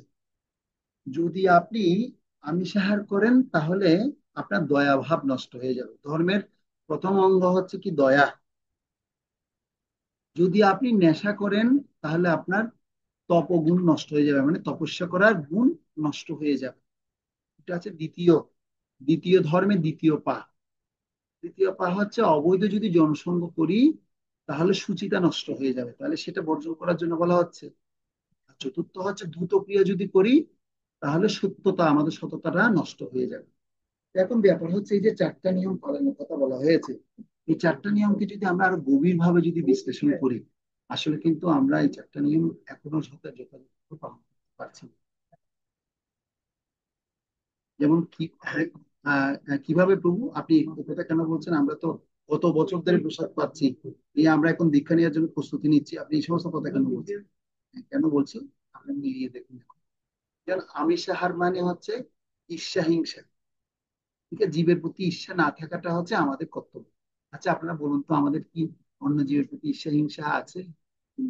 আছে? আছে? আচ্ছা, না আছে, তার মানে কি আমি আমিষাহার ত্যাগ করতে পেরেছি?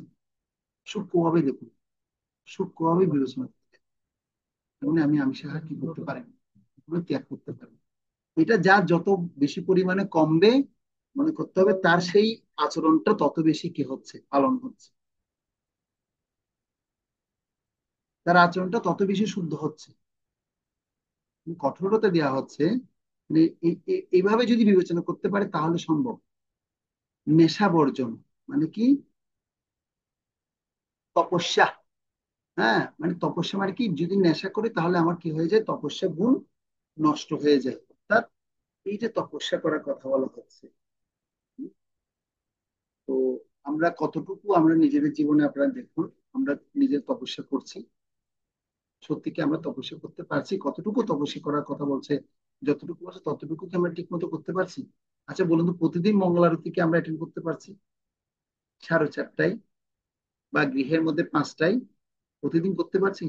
কখনো 6টা বেজে যাচ্ছে, কখনো 7টা বেজে যাচ্ছে, কখনো 8টা বেজে যাচ্ছে। যদি এই কথাগুলো যদি না মিলে, বলুন না আপনার বইগুলো, আপনার কথাগুলো সব ভুল, মিলছে না। যে তপস্যার কথা বলা আছে, সে তপস্যাকে মানতে পারছি আমরা? তারপর কি বলা হচ্ছে, যে সুচিতা, আপনি আমি কতটুকু নিজেকে সুচিতা রক্ষা করতে পারছি? বর্তমানে তো আমাদের মিডিয়ার যুগে তো আমাদের প্রতি মুহূর্তে মুহূর্তে এক এক বাটনে, এক টিপের মধ্যেই আমাদের চেতনা নষ্ট হচ্ছে, হচ্ছে কি হচ্ছে না? কম বেশি প্রত্যেকে দেখে ফেসবুক আমরা চালাই, চালাই না? স্ক্রল করে করে আমরা রিল দেখতে থাকি না? থাকি কি থাকি না? তো চেতনা কতটুকু সুন্দর থাকে বলুন?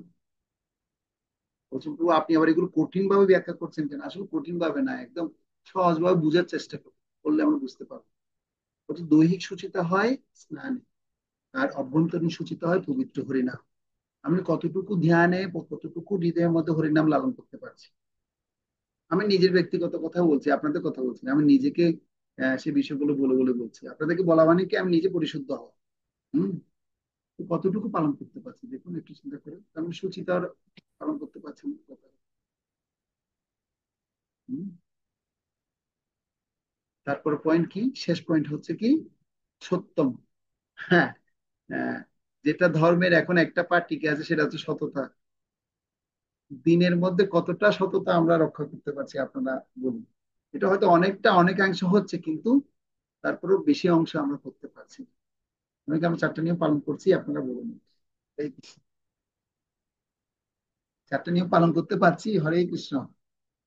এগুলো কঠোরতা দেওয়া হচ্ছে, এই নিয়মগুলোকে, যে কথাগুলো বলা হয়েছে, এগুলোকে যে যত বেশি অনুসরণ করবে, তার চেতনা তত পবিত্র। আর আমরা দেখতে পাচ্ছি যারা এগুলো করছে, সঠিকভাবে করছে, তারা অনেক উন্নত চেতনায় অধিষ্ঠিত। তাদের সঙ্গ লাভ করলে, তাদের সাথে কথা বলে আলাদা একটা আনন্দ পাওয়া যায়। কেন? তারা এই বিষয়গুলো থেকে দূরে আছে, 4টা নিয়ম সঠিকভাবে পালন করছে। এটা বলা মানে হচ্ছে আমরা যেন সেই অনুশীলনের পন্থা যেন থাকি। হ্যাঁ। সেজন্য দীক্ষাকালীন প্রতিজ্ঞা সমূহের মধ্যে প্রথম বিষয় হচ্ছে 4টা নিয়ম কঠোরভাবে পালন করা। এই জন্য নির্দেশ দেওয়া হচ্ছে কঠোরভাবে পালনের কথা। হুম। তো প্রভুপাদ কি বলছেন আমরা একটু দেখি, রতনবাবু পড়ুন তো এটা।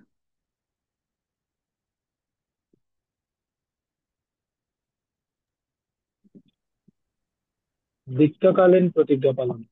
এই 4টি নিয়ম পালন করা খুব কঠিন কাজ নয়। যদি তোমরা আন্তরিক হতে চাও, তবে এসব কর্মকাণ্ড বন্ধ করতেই হবে। অথবা যা খুশি তাই করে তোমরা কেবল প্রহসন, হাস্য, রসাত্মক অভিনয় বা নাটক তৈরি করবে। আমি তোমাদের রক্ষা করতে পারবো না, তা অসম্ভব। তো আমরা আমাদের ইসকনে প্রেক্ষাপটে দেখি, অনেক ভক্তকে নিয়ে মানুষ কি করে, হাসাহাসি। হ্যাঁ, হাসাহাসি। তারপর কি করে আপনার অনেকেই মানে কি আমাদেরকে নিয়ে নিন্দা মন্দাদি করে। কেন করে? কারণ আমরা আসছি 4টা নিয়ম পালন করার জন্য, কিন্তু এসে এখানে অধর্ম শুরু করে দিচ্ছে। এরকম অনেক ঘটনা, অজস্র ঘটনা আমরা দেখতে পাচ্ছি ঘটছে। সেজন্য সাবধান বাণী দেওয়া হচ্ছে। প্রভুপাদ বলছে যেন প্রহসন যেন তৈরি না হয়, যেন হাসাহাসির পাত্র যেন আমরা না হয়। এই জন্য ডিসেবল কোর্সটা আয়োজন করা হয়েছে। এই ডিসেবল কোর্সটা এত মানে সুন্দরভাবে কি করা হয়েছে, যেন প্রত্যেক ভক্তদেরকে সাবধান বাণী আগে ভাগে দিয়ে দেওয়া হচ্ছে, যেন আগে থেকে যেন আমরা সাবধান হয়ে যাই, এই সাবধানতা যেন আমরা অবলম্বন করি। হম। প্রভুপাদ বলছেন যে প্রহসন বা হাস্য রসাত্মক অভিনয় বা নাটক নয়, এই নাটক তোমরা তৈরি করিও না, আমি তোমাদের রক্ষা করতে পারবো না, তা অসম্ভব। সিরিয়াসলি গ্রহণ করো। তাই যদি তোমরা আন্তরিক হয়ে থাকো তবে অবশ্যই এই বিধি নিয়ম সমূহ পালন করবে, তারপর দীক্ষা গ্রহণ করবে। তা না করে প্রহসন তৈরি করো না, এটা আমার অনুরোধ। This is my request. Our society not fantastic society, মানে এটা এটা প্রহসনের সোসাইটি না। হচ্ছে তোমরা এই নিয়মগুলো যথাযথভাবে পালন করো, অনুশীলন করো, আস্তে আস্তে করতে করতে তোমরা শুদ্ধ হবে। শুদ্ধ হতে হলে হওয়ার পরে তোমরা দীক্ষা গ্রহণ করো। তো অনেক সময় দেখা যায় কি আমরা অপরিপক্ক ভাবে কি করি, অপরিপক্কতার কারণে দীক্ষা গ্রহণ করি, যার ফলশ্রুতিতে গুরুদেবকে সেই কর্মের ভোগটা গ্রহণ করতে হয়। আমরা অনেক আচার্যদের দেখতে পাচ্ছেন যারা এত কষ্ট পাচ্ছে, দৈহিক কষ্ট পাচ্ছে, তার কারণ যেমন আমাদের ইসকনে একজন এখন আচার্য, বর্তমান আচার্য হচ্ছেন ইসকনের জয়পতাকা গুরু। তার প্রায় এখন ৮০,০০০-এর কাছাকাছি তার শিষ্য আছে। ৮০,০০০-এর কাছাকাছি শিষ্য আছে। তো এই গুরুদেবের এখন যে দেহের যে অবস্থা, তার কারণ হচ্ছে একমাত্র আমরা আমাদের মতো অযোগ্য কিছু শিষ্য গ্রহণ করেছেন, যারা কি করছে না, যথাযথভাবে নিয়ম কানুন গুলো পালন করছেন, যার ফলশ্রুতিতে তার বাহ্যিকভাবে তার দেহটাকে ক্ষতিগ্রস্ত হতে হচ্ছে, তার কষ্ট পেতে হচ্ছে। কিন্তু তিনি তো চিন্ময়ত্ব অবস্থায় আছেন।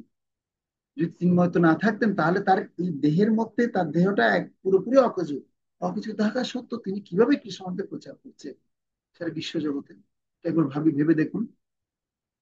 কিন্তু তারপরে আমরা মূর্খ শিষ্যরা বুঝতে পারছি না যে আমরা আমাদের কার্যকলাপ গুলোকে আমরা যথাযথ শুদ্ধ করছি না, বিধায় এত কষ্ট পাচ্ছি। প্রত্যেকের কাছে সেটা অনুরোধ করা হচ্ছে, যারা সৎ গুরুদেবের কাছে আশ্রয় গ্রহণ করবো, অন্তপক্ষে নিয়মগুলো যেন আমরা অন্তপক্ষে ভালোমতো পালন, যত পালন করবো তত শুদ্ধ চেতনা তৈরি হবে। গুরুদেবকে আমি নিজেই ব্যক্তিগতভাবে অনুভব করব, তিনি আপনাকে এমন ভাবে অনুপ্রেরণা দিবেন যে আপনার আর অন্য কোনো বাসনা থাকবে না। কিন্তু যদি শুদ্ধভাবে পালন না করি তাহলে ওই দুর্বাসনাটাই বারবার কাজ করবে, কিভাবে আরো অশুদ্ধ হওয়া যায় সে বাসনাটার প্রতি নিয়ে যাবে। সেজন্য শিষ্য হওয়া অনেক কঠিন, দীক্ষিত হওয়া খুব সহজ। আপনারা যারা দীক্ষা নেন আপনারা দীক্ষা পেয়ে যাবেন, এই শিষ্য সার্টিফিকেট পেয়ে যাবেন, পরীক্ষা দিবেন, পাশ করবেন, আপনাকে সার্টিফিকেট দিয়ে দেওয়া হবে, গুরুদেব আপনাদেরকে দীক্ষামালা দিয়ে দেবেন, আপনারা কি হবেন, প্রত্যেকে দীক্ষিত হবেন। কিন্তু শিষ্য হওয়া অনেক কঠিন। শিষ্য হতে গেলে শিষ্যের যা ভূমিকা তা পালন করতে হবে। হ্যাঁ, এই জন্য বলা হচ্ছে দীক্ষাকালীন এই প্রতিজ্ঞাগুলো অবশ্যই কি করতে হবে, আমাদের মানতে হবে। তোমরা প্রতিজ্ঞা গ্রহণ করো। সেটা বোঝাচ্ছে না। আমার উপদেশ হলো নিয়মিত প্রতিদিন কমপক্ষে 16 মালা হরিনাম জপ করো এবং 4টা নিয়ম পালন করো। আমার শিষ্যদের সকলকে অবশ্যই বিষয়টি বিষয়সম্মত হতে হবে, তা না হলে না করলে তারা আমার শিষ্য নয়। স্বর্গে অথবা নরকে যেখানে থাকুক না কেন আমার শিষ্যদের এই নিয়ম পালন করতেই হবে, পালন করতেই হবে। আবার বলছি, এই 16 মালা জপ করতেই হবে। সেজন্য যারা আশ্রিত হয়েছে তার মানে তাদেরকে ধরে নিতে হবে, তারা দীক্ষিত হয়ে গেছেন, কিন্তু এক প্রকারে যারা আশ্রিত হয়েছেন তারা এক প্রকৃতি দীক্ষিত হয়েই গেছেন কিন্তু। হ্যাঁ, আশ্রিত হয়ে গেছেন মানে দীক্ষিত হয়েই গেছেন। সেজন্য 16 মালা জপটা যেন কোনোভাবে যেন বাদ না হয়। অনেকে আমাদেরকে প্রশ্ন করে, প্রভু আজকে 16 মালা করিনি, 2 মালা বাকি রয়ে গেছে, সেটা আগামীকালকে যেন রেখে দিয়েছে, আগামীকালকে করবো। তো আমরা তাদেরকে বলি আগামীকালকে করলে আপনি আগামীকাল করতে পারবেন না, এই 2 মালা আপনার কমপ্লিট করতে আপনার 1 সপ্তাহ সময় লাগবে কম। হয়েছে এরকম কোনো ঘটনা হয়েছে? কার কার হয়েছে? ব্যক্তিগত জীবনে এগুলো আমরা আমাদের উপলব্ধি আছে না, 2 মালাটা পরে করো, থেকে যাবে সে। আমি আজকেও কিছু কলকাতা ভক্তের সাথে কথা বলছিলাম, বলছে প্রভু আমার সন্তান ভূমিষ্ঠ হওয়ার সময় আমার 7 দিনের জব বাকি রয়ে গেছে। বলছে আজকে প্রায় 4 মাস হতে চললো, কিন্তু সেই 7 দিনের জব এখন আমি করতে পারলাম। 7 দিনের জবের মধ্যে 1 মালা জব আমি করতে পারলাম। কি বুঝে যাচ্ছে, কি কি এটা তারা কি কি বুঝে যাচ্ছে? যে নির্দিষ্ট মালা আমাদের করতে দেওয়া হয়েছে, গুরুদেব তো আমাদেরকে 64 মালা করতে দেয়নি, 16 মালা করতে দিয়েছে। 16 মালা জপ আমার করতে হবে, এটা হচ্ছে প্রতিজ্ঞা, কঠোর প্রতিজ্ঞা। গুরুদেব এটাই চান, তুমি 16 মালা জপ করবে। হ্যাঁ গুরুদেব, তুমি 16 মালা জপ। আমার উপদেশ হলো নিয়মিত প্রতিদিন কমপক্ষে 16 মালা হরিনাম জপ করো এবং 4টি নিয়ম পালন করো। আমার শিষ্যদের সকলকে অবশ্যই এই বিষয়ে সম্মত হতে হবে, তা না করলে তারা আমার শিষ্য নয়। প্রভুপাদ ডিরেক্ট বলে দিয়েছে। প্রভুপাদের শিষ্য নয় মানে আমরা প্রত্যেকে প্রভুপাদের চরণাশ্রয়ে আছি, প্রভুপাদ আশ্রয়ে আছি, প্রভুপাদ যদি গ্রহণ না করে তাহলে কে আর গ্রহণ করবে বলুন? তিনি বলছেন, প্রভুপাদ একটা সবার মধ্যে আলোচনা করে বলছেন, বলতে তোমরা প্রতিদিন তোমাদের প্রত্যেককে আমার গুরুদেব বলেছে 64 মালা করে জপ করতে, তোমাদের প্রতিদিন 64 মালা করে জপ করতে হবে। তখন শিষ্যরা বলছে, গুরুদেব আমরা পারবো না 64 মালা জপ করতে, এটা সম্ভব না, আমাদের দ্বারা অসম্ভব। বলছে ঠিক আছে, তাহলে তোমাদের জন্য 32 মালা করে দেওয়া হবে। বলছে প্রভুপাদ 32 মালা? বলছে হ্যাঁ 32 মালা। কেন 32 মালা করতে পারবেন না? আমি তো আমার গুরুদেবের কথা মতো আমি জপ করতাম। বলছে প্রভুপাদ আপনি আর একটু আমাদেরকে কৃপা করুন। বলছে, ঠিক আছে 25 মালা, 25 মালা জপ। 25 মালা করতে হবে? বলছে আর কোনো কথা নেই, 25 মালা করতে হবে। প্রভুপাদ আপনি আর একটু আশীর্বাদ করুন, কৃপা করুন আমাদের। বলছে 16 মালা, তার চেয়ে কম। 16 মালা, কমপক্ষে 16 মালা, তার চেয়ে কম 16 মালা করতেই হবে, নাহলে তোমরা আমার শিষ্যই নও। কথা এখানে বললেন। রাজলক্ষ্মীর কাছে পত্র 17 ফেব্রুয়ারি 1976 সালে তুলে দিয়েছে। সে কাহিনীটা আপনাদেরকে বলবো। হ্যাঁ, তুমি স্বর্গে থাকো নরকে থাকো যেখানেই থাকো না কেন, তোমার 16 মালা শেষ করতেই হবে। সেজন্য এখানে কিছু হোমওয়ার্কের কথা বলা হয়েছে, যেগুলো আমরা অফলাইন কোর্সে করাই। আপনারা প্রতিবন্ধকতাগুলো এবং আপনার প্রতিবন্ধকতাগুলো এবং সেগুলোর সম্ভাব্য সমাধানের বিষয়ে আলোচনা করুন। কেন দীক্ষাকালীন সময়ে আপনার কি কি প্রতিবন্ধকতা রয়েছে, কি কি অনিয়ম রয়েছে। যেমন ছিল প্রভুপাদ যখন তার স্ত্রী অর্থাৎ আমাদের ঠাকুরমা রাধারানীকে বলছে, চলো আমরা তো অনেকদিন হয়ে গেছে গুরুদেবের থেকে দীক্ষা নিচ্ছি না, তোমার জন্য অপেক্ষা করছি, তুমি আর কত সময় নেবে, চলো চলো এবার গিয়ে আমরা দীক্ষা নিই। বলছে আমি এখন দীক্ষা নিবো না। বলছে কেন, তোমার তো সব পালন করছো দেখছি ঠিকঠাক। বলছে না আমি সব পালন করছি না। বলছে কেন, কি করছো, কি পালন করছো না বলো, 4টা নিয়ম তুমি পালন করছো? বলছে না আমি পালন করছি না। বলছে কেন, কি কি সমস্যা? বলছে চা, আমি চা কে ছাড়তে পারবো না। এই ধরনের অনেকের কি আর কি থাকে, হ্যাঁ, বদভ্যাস থাকে যে আমি চা কে ছাড়তে পারবো না। এই কথা যখন বলেছে, বলছে তোমার আজকে একটা ডিসিশন নিতে হবে, তুমি কি চা চাও না আমাকে চাও, টি অর মি? সে চুপচাপ বলছে না আমি চাটাই চাই। বলছে ঠিক আছে, আমি আমার জীবনের উদ্দেশ্য বুঝে গেছি। তখন তিনি কি করলেন, প্রভুপাদ নিজে গিয়ে দীক্ষা নিলেন, ঠাকুরমাকে ফেলে দিয়ে গিয়ে তুমি নিজে গিয়ে দীক্ষা নিলেন। এই জন্য আমরা আমরা যারা ভক্তরা এখন অনুশীলন করছি, আমাদের মধ্যে কিছু এই ধরনের প্রতিবন্ধকতা থাকতে পারে। সেজন্য আপনারা সেই প্রতিবন্ধকতা গুলো বাড়িতে বসে বসে লিখবেন এবং সেগুলোকে আপনারা কি করার জন্য, সেগুলোকে পরিত্যাগ করার জন্য অনুশীলন করবেন। না হলে আহ আমাদের দীক্ষাটা নেওয়ার জন্য যত মনোভাব নিয়েছি, নিজেকে প্রস্তুত না করলে সেটা মনোভাব হবে না। হম সে সমাধানগুলো আপনারা নিজেরাই, স্বামী স্ত্রী থাকলে নিজেরা আলোচনা করবেন, স্বামী স্ত্রী না থাকলে তারা ভক্তদের সাথে আলোচনা করবেন। তো এটা আমরা অফলাইন কোর্সে করাই, তো এখন অনলাইনে তো সম্ভব হচ্ছে না। তো এখন প্রভুপাদ বলছেন দেখুন, যদি এখনো তুমি তোমার দীক্ষাগুরুর কাছে কারো প্রতিজ্ঞা সমূহ পালনে ব্যর্থ হও, তবে নিজেকে ভক্ত বা শিষ্য দাবি করে কি লাভ? মানে আমরা যদি প্রতিজ্ঞা যদি পালন করতে না পারি, অন্যদেরকে যদি বলি আমি গুরু মহারাজের শিষ্য, তাহলে কি আসলে আদৌ শিষ্য হতে পেরেছি? বলছে কি লাভ, এই এটা ছলনা বা ভণ্ডামি ছাড়া কিছুই নয়। তাই তোমাদের এই কথাগুলো ভাবতে হবে যে আমি আমার গুরুর কাছ থেকে এই প্রতিজ্ঞা করেছি, এখন কোনো প্রকার অন্যথা না করে অবশ্যই তা পালন করা উচিত, নতুবা আমি নিজেকে তার শিষ্য বলে দাবি করতে পারি না। আমি সেই আদর্শ গুরুদেবের শিষ্য বলে দাবি করতে পারি না। সেটাই তোমার তপস্যা, যা কৃষ্ণ মহানবীতে উপলব্ধির পথে তোমাকে দ্রুত এগিয়ে নিয়ে যাবে। তপস্যা ছাড়া উন্নতি সাধনের প্রশ্নই আসে না। কিন্তু তুমি যদি, যারা প্রকৃতি তোমার কাছে এত আকর্ষণীয় মনে হয় যে তা এভাবে ত্যাগ করতে তুমি একেবারেই অক্ষম, তাহলে বরং এখানকার সবকিছু ত্যাগ করে বাইরে গিয়ে মন যা চাই তা করা ভালো। কিন্তু যদি তুমি নিজেকে ভক্ত বলে দাবি করতে চাও এবং তোমার যতটুকু সামর্থ্য তা দিয়ে কৃষ্ণের সেবা করতে চাও, তাহলে যে কোনো পরিস্থিতিতে কোনো প্রকার অনর্থ ছাড়াই এই 4টি মৌলিক বিধিনিষেধ তোমাকে মানতেই হবে। কি মনে হচ্ছে এই টপিকটা শুনে, কি মনে হচ্ছে ভক্তদের বলুন, ভক্তবৃন্দ বলুন, এই টপিকটা শুনে কি আপনারা বুঝতে পারছেন? কি আপনাদের আর কি উপলব্ধি হচ্ছে বলুন? 1 মিনিট বলুন। বলছে সেটাই তোমার তপস্যা, যা কৃষ্ণ অনামিত প্রভুর প্রতি তোমাকে দ্রুত এগিয়ে নিয়ে যাবে। তপস্যা ছাড়া উন্নতি সাধনের প্রশ্নই আসে না। কিন্তু তবুও যদি যারা প্রকৃতি তোমার কাছে এত আকর্ষণীয় মনে হয় যে তাই এইভাবে ত্যাগ করতে তুমি একেবারে অক্ষম, তাহলে বরং এখানকার যে সময় নষ্ট করার চেয়ে সবকিছু ত্যাগ করে বাইরে গিয়ে মন দাও, যা চাই তাই করো। যাই চাই তাই যদি তোমার ভালো লাগে তাই করো। যদি তুমি নিজেকে ভক্ত বলে দাবি করতে চাও, তোমার যতটুকু সামর্থ্য আছে তা দিয়ে কৃষ্ণের সেবা করতে চাও, তাহলে যে কোনো পরিস্থিতিতে কোনো প্রকার অন্যতা ছাড়া এই 4টি মৌলিক জিনিসের তোমাকে মানতেই হবে তোমাকে, না মানলে সম্ভব না।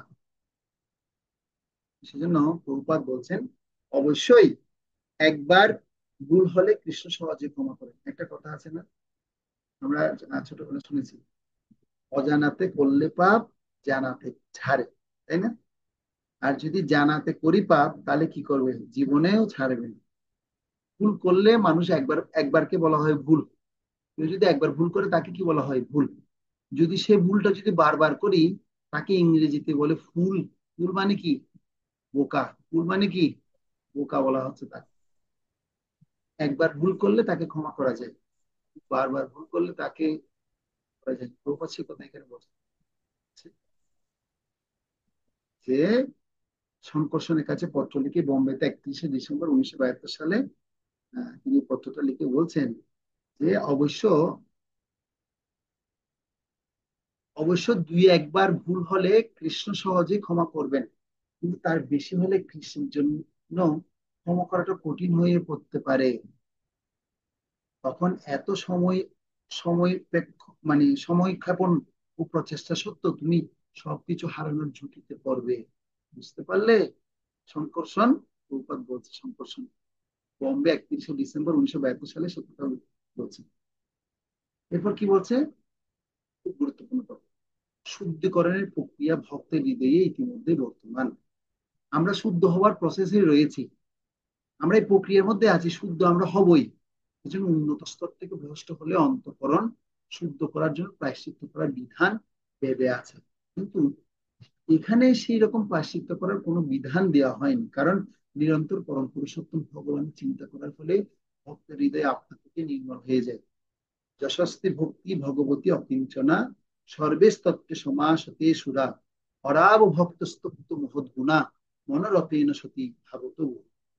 কেউ যদি কৃষ্ণ ভক্তি ভগবত ভক্তি অনুশীলন করে, ভগবত ভক্তি যশস্বী ভক্তি যদি অনুশীলন করে, তাহলে তার কি হবে, সেই ভগবানের চরণে সমর্পিত হওয়ার ফলে তার দৈব গুণের মতো গুণ তার কি হবে, বৃদ্ধি পাবে।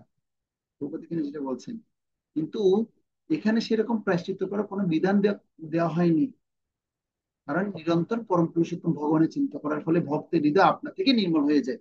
ভক্তের হৃদয় আপনা থেকে নির্মল এবং সে আপনা থেকেই একদম মানে কি গুণে গুণান্বিত। হ্যাঁ, কারণ সে ইতিমধ্যে সমস্ত দেবতাদের গুণ প্রাপ্ত হয়ে গেছে, তাকে আর আলাদা করে গুণ কি করতে হয় না, চর্চা করতে হয় না। তার হৃদয় আপনা আপনি নির্মল হয়ে গেছে। কিভাবে নির্মল হয়, তাই নিরন্তর হরে কৃষ্ণ কৃষ্ণ কৃষ্ণ হরে হরে, হরে রাম রাম রাম হরে হরে কীর্তন করার মাধ্যমেই তার হৃদয় নির্মল হয়ে যাবে। কীর্তন করা উচিত, তার ফলে ভক্ত সব ধরনের আকস্মিক পতন থেকে রক্ষা পান। এভাবে তিনি সব রকম জড়পুরুষ থেকে সর্বদাই মুক্ত থাকেন। প্রভাব নবমতের 31 নম্বর শ্লোকে তার হচ্ছে সে কথা বলছেন। তো সেজন্য আমাদের সহজ পন্থা হচ্ছে অভ্যন্তরীণ অন্তরকে যদি শুচিতা লাগতে চায়, পবিত্র করতে চাই, তাহলে পবিত্র হরিনাম জপ করতে হবে। আর বাহ্যিক শুচিতা হচ্ছে কিসের মাধ্যমে, স্নানের মাধ্যমে। 2টা পদ্ধতি। সেজন্য যে যত হরিনাম করবে, শয়নে স্বপনে দিবাতি জাগরণে, যে সবসময় ধ্যান করবে, কৃষ্ণের ধ্যান করবে, তাহলে কিন্তু তিনি সেখান থেকে সে শক্তিটা প্রাপ্ত করতে পারে। শেষ আলোচনা আজকের আরেকটা উক্তি, প্রভুপাদের আরেকটা উক্তি বলে শেষ করবো। তো এটি হলো টানাটানি লড়াই, ঠিক আছে? বলছে এটি হলো টানাটানি লড়াই, সুতরাং মায়াকে ভয় পেও না, শুধু জপের সংখ্যা বাড়িয়ে দাও এবং দেখবে শেষে তুমি বিজয়ী হবে। এখানেই সব। নারায়ণ পরা সর্বে ন কুতশ্চ ন ভক্তি, ভাগবতমের ষষ্ঠ স্কন্ধ 28 শ্লোকে বলছে আমরা মায়াকে ভয় পাই না, কারণ কৃষ্ণ আমাদের সাথে আছেন। হ্যাঁ, কৃষ্ণ বলেছেন কুন্তীয় প্রীতি জানিহি ন মে ভক্ত প্রণশ্যতি, অর্থাৎ অর্জুনকে বলছে, হে অর্জুন তুমি দীপ্তকণ্ঠ ঘোষণা করো আমার ভক্তের কখনো কি নেই, বিনাশ নেই। হম আমার ভক্তকে মায়া কখনো পরাজিত করতে পারবে না, মায়া কিছুতেই করতে পারবে না, কিন্তু তোমাকে শক্তিশালী হতে হবে। এবং সে শক্তিটা কি? উচ্চস্বরে হরিনাম জপ কীর্তন, হরে কৃষ্ণ হরে কৃষ্ণ কৃষ্ণ কৃষ্ণ হরে হরে, হরে রাম রাম রাম হরে হরে। এই মহামন্ত্র জপ করলেই হবে শুধুমাত্র, তাহলে ভগবান গ্যারান্টি দিচ্ছেন যে আমার ভক্তের কখনো কি হবে না। ভগবদ গীতার 3য় অধ্যায়ে 6 থেকে 10 নম্বর শ্লোকে প্রবচন করবেন লস এঞ্জেলসে 23শে ডিসেম্বর 1968 সালে হয়েছে। সেজন্য আমরা আজকে এই 3টা বিষয় নিয়ে আলোচনা করলাম। ভগবান যে দীপ্তকণ্ঠ ঘোষণা করছেন সেই ঘোষণাটা আমাদের প্রত্যেককে কি করতে হবে, মানতে হবে। ভগবান কি বলছেন? ক্ষিপ্রম ভবতি ধর্মাত্মা শস্য চিন্তিম নিগচ্ছতি কুন্তীয় হি অভিজানাতি নমে ভক্ত প্রণশ্যতি। হে অর্জুন, হে কুন্তি পুত্র অর্জুন, তুমি দীপ্তকণ্ঠ ঘোষণা করো যে আমাকে প্রপত্তি করবে তার কখনো বিনাশ হবে না, তাকে আমি কখনো বিনাশ করব। নেহা বিক্রম নাশ হস্তে রক্ত বায়ো ন বিদ্যতে স্বল্পমপ্রিয়স্য ধর্মস্য আয়তে মহতাং ভয়াত। কেউ যদি সামান্য স্বল্প ধর্ম অনুষ্ঠানও করে, আমার যদি সামান্যতম ধর্ম অনুষ্ঠানও করে, তাকে আমি মহান মান ভয় থেকে মুক্ত করি। সেই বিশ্বাস কি আমাদের আছে? হরে কৃষ্ণ। হ্যাঁ, ধন্যবাদ সকলকে। আজকের আলোচনা এখানেই সমাপ্ত হলো।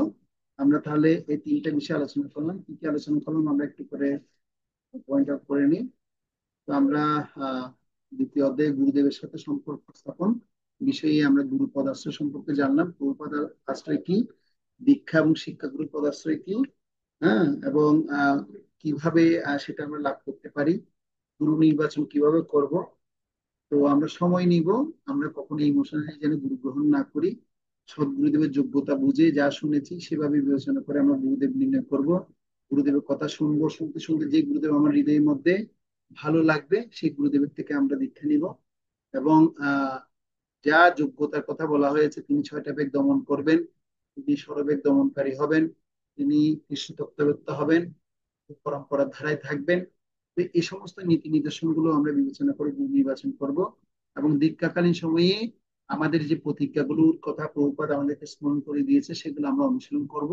যত আমরা নিষ্ঠা সহকারে করতে পারবো, তত আমাদের সেই নিষ্ঠার সাথে দীক্ষাকালীন প্রতিজ্ঞা সমূহ পালন করার মাধ্যমে, হ্যাঁ, তখন আমরা আমাদের দীক্ষিত বলে দীক্ষা হওয়ার জন্য যোগ্য হবে গড়ে তুলতে পারবো। তখন প্রতিজ্ঞা পালনের সমস্ত বাধা সমূহ আমরা দূর করতে সমর্থ হব। এবং বাধা সমূহের কথা যা শুনেছি সেগুলো একমাত্র করার উপায় হচ্ছে হরে কৃষ্ণ দিব্য নাম মহামন্ত্র জপ করা। যে যত বেশি মনোযোগ সহকারে হরিনাম জপ করবে, তত বেশি সে এই জগতের সমস্ত পুরুষ থেকে মুক্ত হয়ে পবিত্রতা লাভ করবে। আমরা প্রত্যেকে আগে পূর্ব জীবনে কে কিরকম ছিলাম, কিন্তু বর্তমানে আমাদের কেমন পরিস্থিতি হয়েছে সেটা আমরা নিজেরাই বুঝি। হরে কৃষ্ণ কৃষ্ণ কৃষ্ণ হরে হরে, হরে রাম রাম রাম জয় শ্রী প্রভুপাদ কি জয়। কারো কোনো প্রশ্ন বা জিজ্ঞাসা থাকলে করতে পারেন।